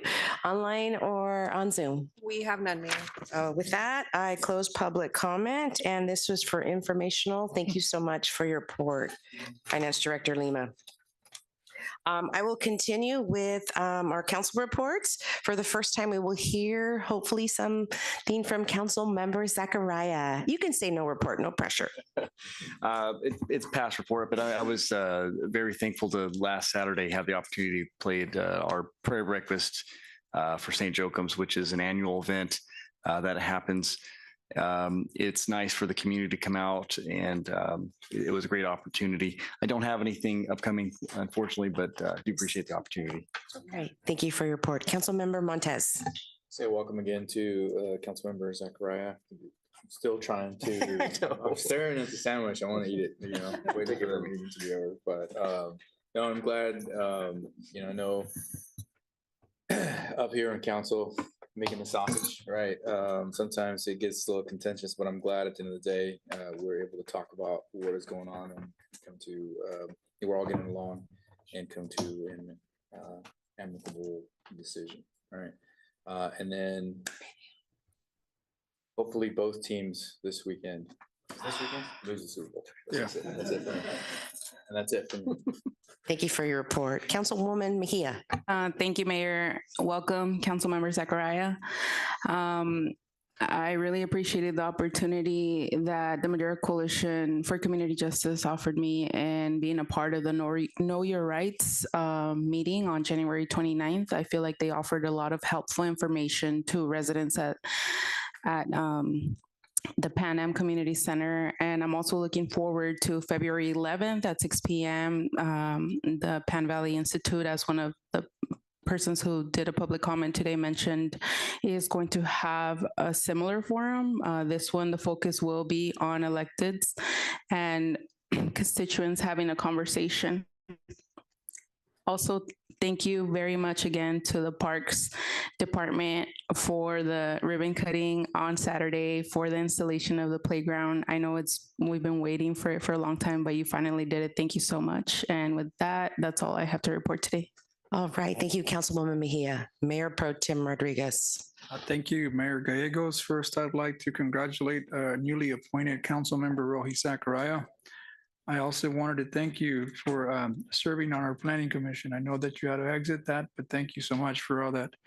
I also want to thank the mayor and this council for allowing me to continue to serve as a board at the MCTC. I would like to thank Keith and Will Tackett also for making themselves available. I know they're busy and helping an applicant that's looking to bring a structure here in our community and really guiding them and giving them a better understanding of what's needed when it comes to our submission to plans, infrastructure. I know we have Mr. Montes here. Thank you again for making yourself available and helping the applicant also go through the proper procedures. Last but not least, I wanted to thank the council for attending the League of Cities. I know we had a great time to not only mingle with each other, but also kind of get to know what the latest is with the League of Cities and what they're advocating. Some of the sessions that we attended, although sometimes they're routine, it's always good to freshen up, understand the roles as council members. And again, I wanted to thank a special thank to our city manager for making facilitating a lot of the outings that we had. And again, to our clerk for making sure that we had all that squared away. I don't know if my card got reimbursed, but it looks like we're good to go. Thank you so much. Appreciate that. With that, I'll let you guys go and have a good night. Thanks again. Thank you. Council Member Vegas. Thank you, Mayor. I just wanted to say that Mr. Zacharias, welcome. Thank you to accept all those the steps to get here, but you're very welcome, and let's work together for the city of Madera. Also, I want to thank Mr. Park Recreations, Joseph. I saw the very quiet, the Magnetic Park, there's not too many people like before. They used to be like drinking or whatever, making disorder. So maybe they're afraid to be outside now because of immigration, whatever. So, but look pretty clean, pretty, not many of they used to be way years back, a lot of disorder in that park. Now it's look better, I guess. Everything changed or whatever, but look better. And thank you for that anyway. So that's my report. Thank you, Council Member Villegas. I have just a few things. Again, a shout out to our fire personnel and Chief McCombs. Thank you for making it back safely. We are glad to have you back in Madera. And we thank you for all your efforts in LA. We also give a shout out to welcoming CEO United Way Stephanie Nathan has taken that oath of office, and she will be helping represent the Madera and Fresno United Way. I also attended with our city manager swearing in with Congressman Gray. Got to talk with him one-on-one, is still going to move things forward with Congressman Duarte's direction and still wants to meet with me on some of the things that we need to really put forth in our city here. And don't forget, tomorrow night is the swearing in of our new police officers and unsworn staff.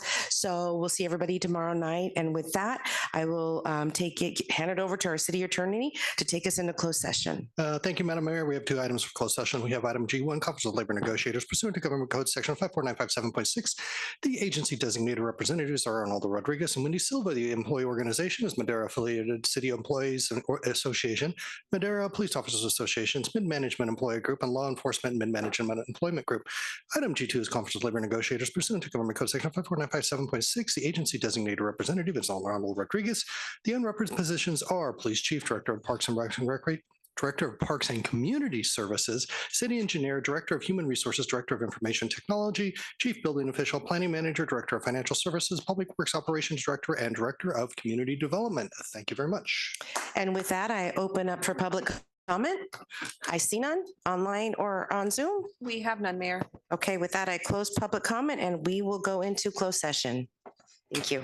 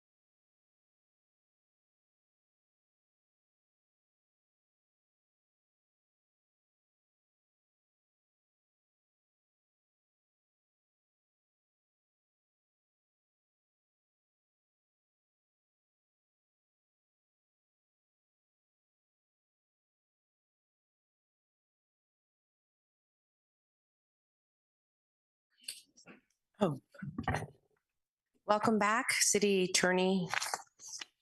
Thank you very much, Mr. Mayor, or, Madam Mayor. So sorry, late at night. There were no reportable action taken in closed session. For the records, we have Councilmember Evans, Mayor Gallegos, Mayor Pro Tem Rodriguez, and Councilmember Villegas available this evening. Thank you so much. Thank you for that. At this time, I'd like to adjourn our meeting at 11:13, and we'll see everybody back February 19th at 6 o'clock. I'm gonna be Good night. Sit there.